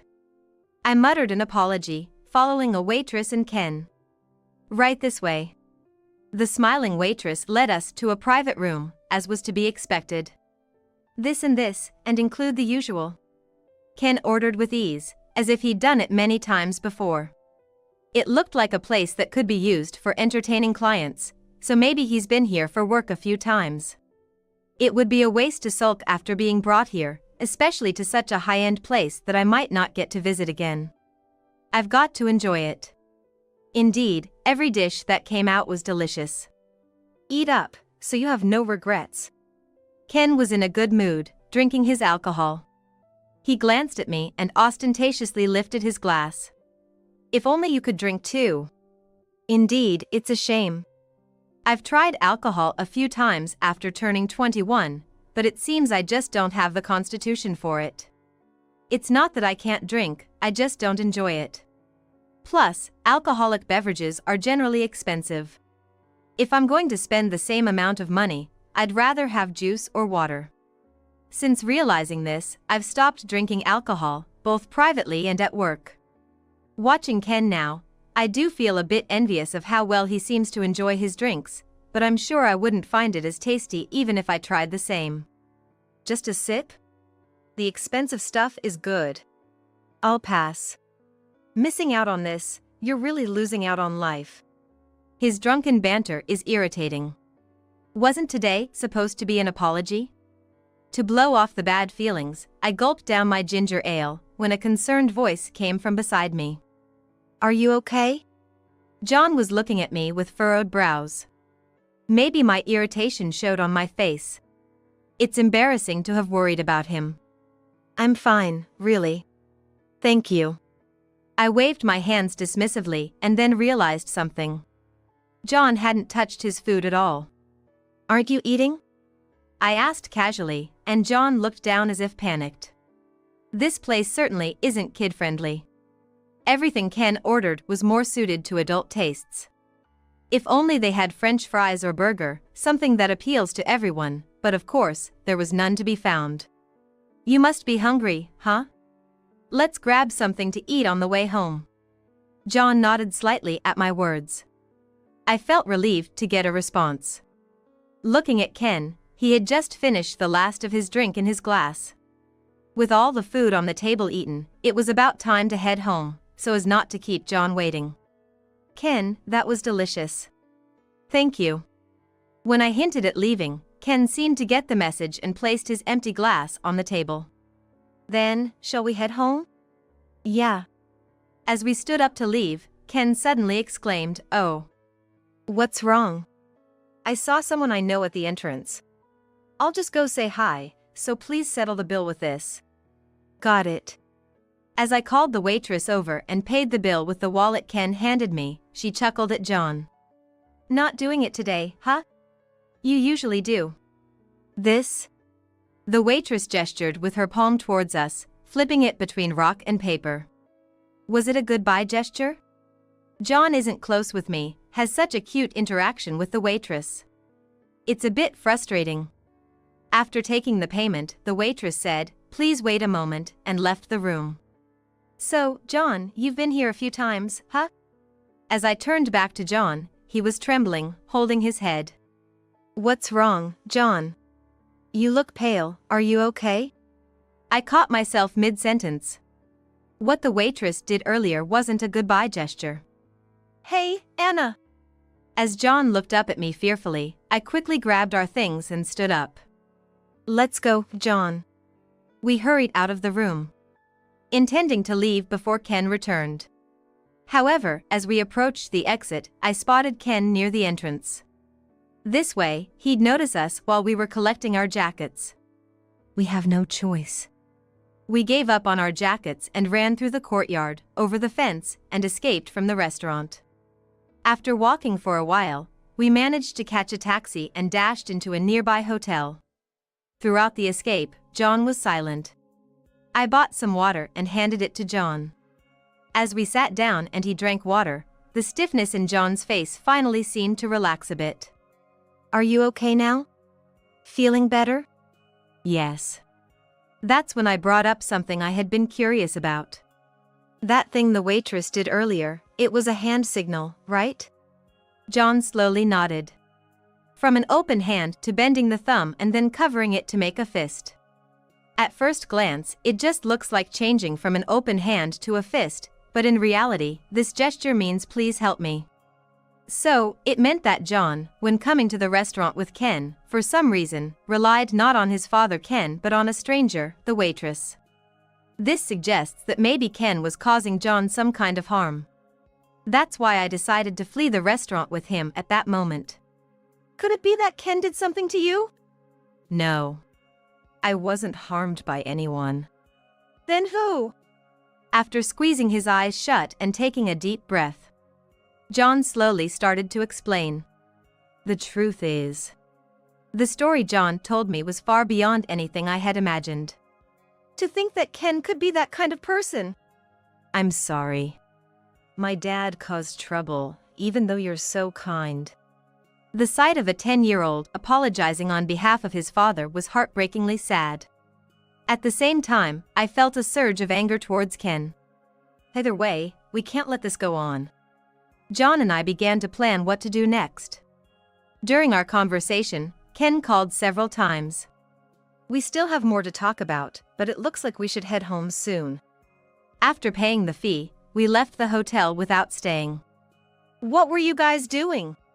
I wanted to introduce you to my friends. When we got back home, Ken complained. Sorry. I got a stomach ache and ended up staying in the park's restroom near the restaurant. There are restrooms in the restaurant too.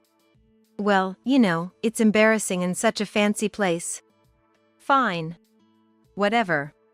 He mumbled, but it seemed like I managed to deceive him. Then, I started preparing for the coming days. About a week later, with my preparations complete, I made a suggestion to Ken. I feel like drinking after a long time. Oh. Cool. Let's go. John was going to stay at a friend's house that day, so Ken and I planned to go out for drinks. It's rare for you to drink. You usually don't. I usually don't feel like it, but I suddenly wanted to. This is the first time I'm drinking with you, Anna. Ken was excited and kept drinking one after another. He also kept urging me to drink at the same pace.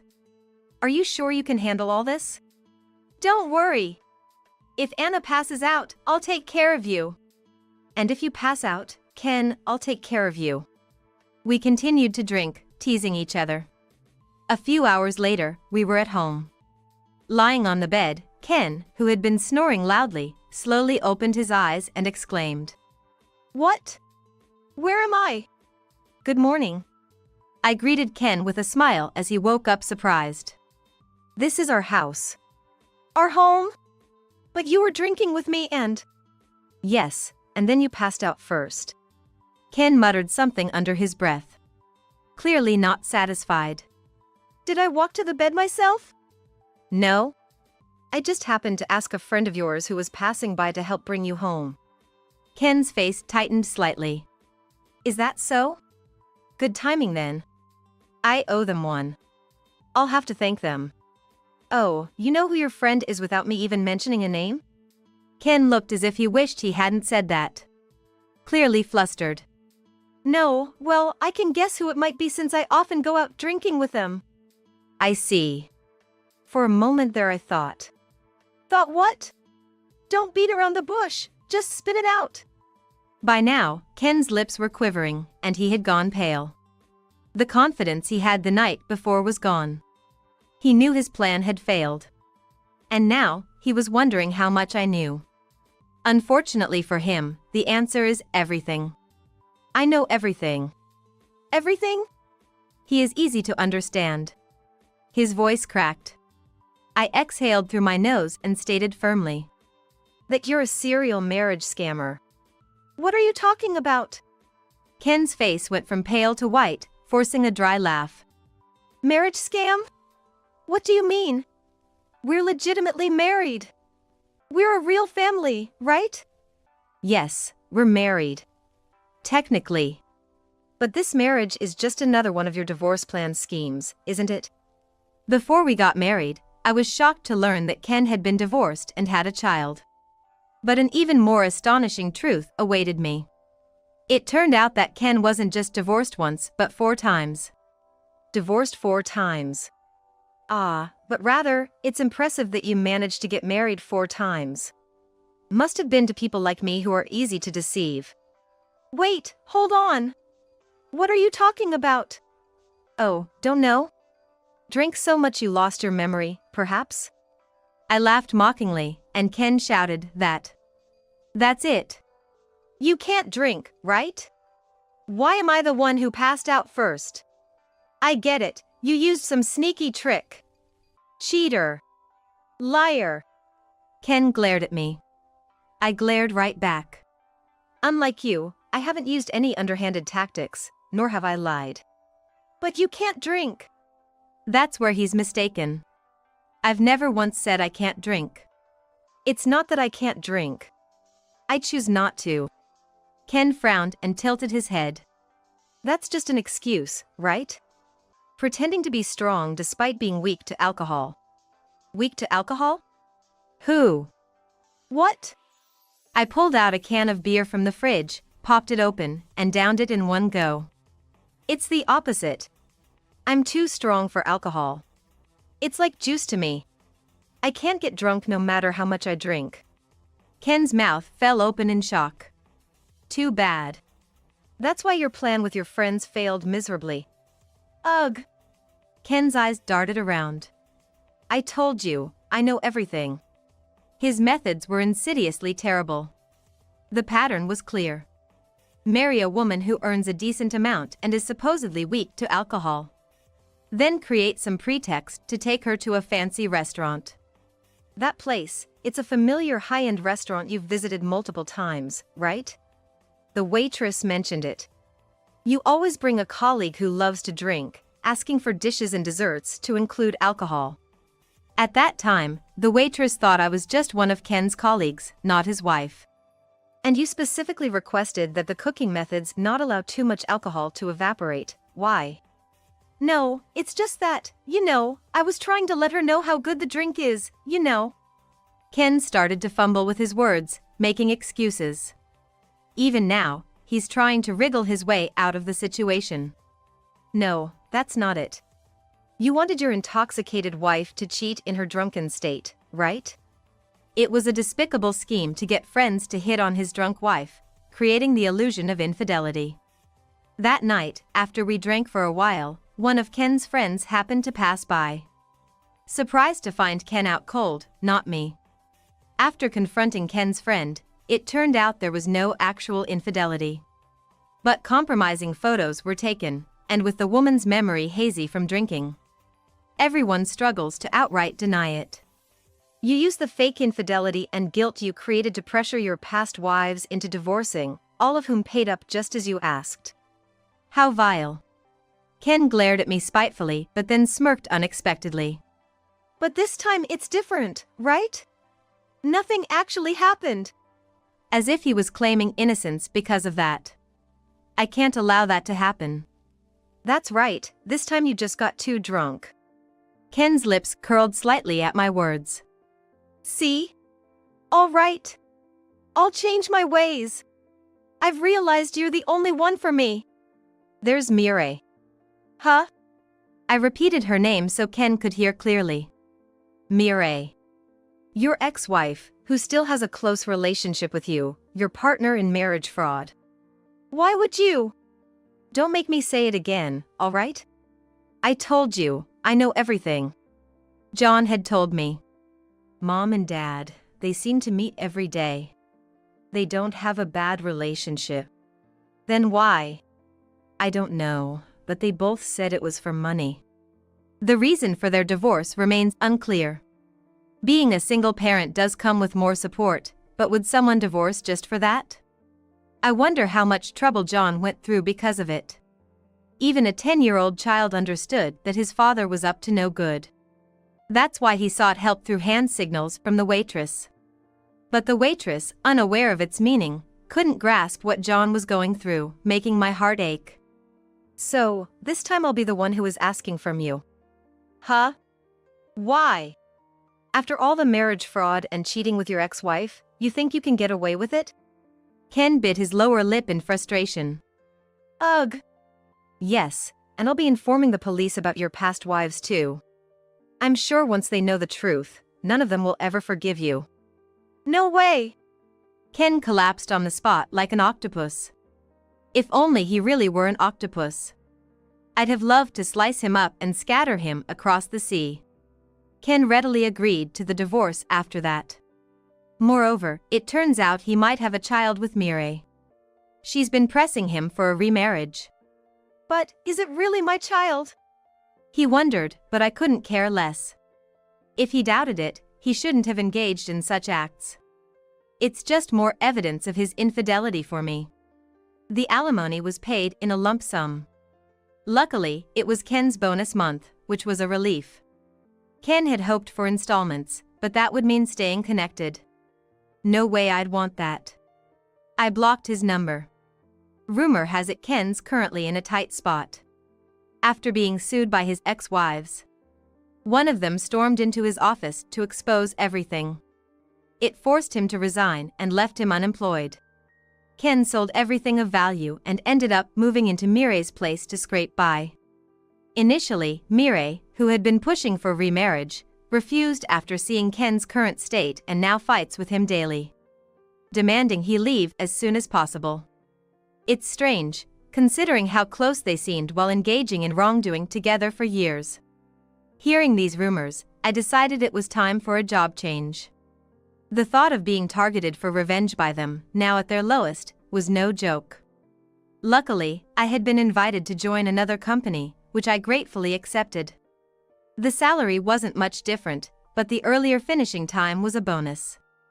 Especially since I wasn't just looking out for myself anymore. Yes, after the divorce, I decided to take in John. The reason was simple. He begged me to. I want to live a life I can be proud of. That's probably impossible if I stay with my mom and dad. We have no blood relation and are still cautious around each other. More like roommates than a family. Yet, he started to smile more. And talks about his school life. Just hearing him share makes me incredibly happy, a curious aspect of motherhood.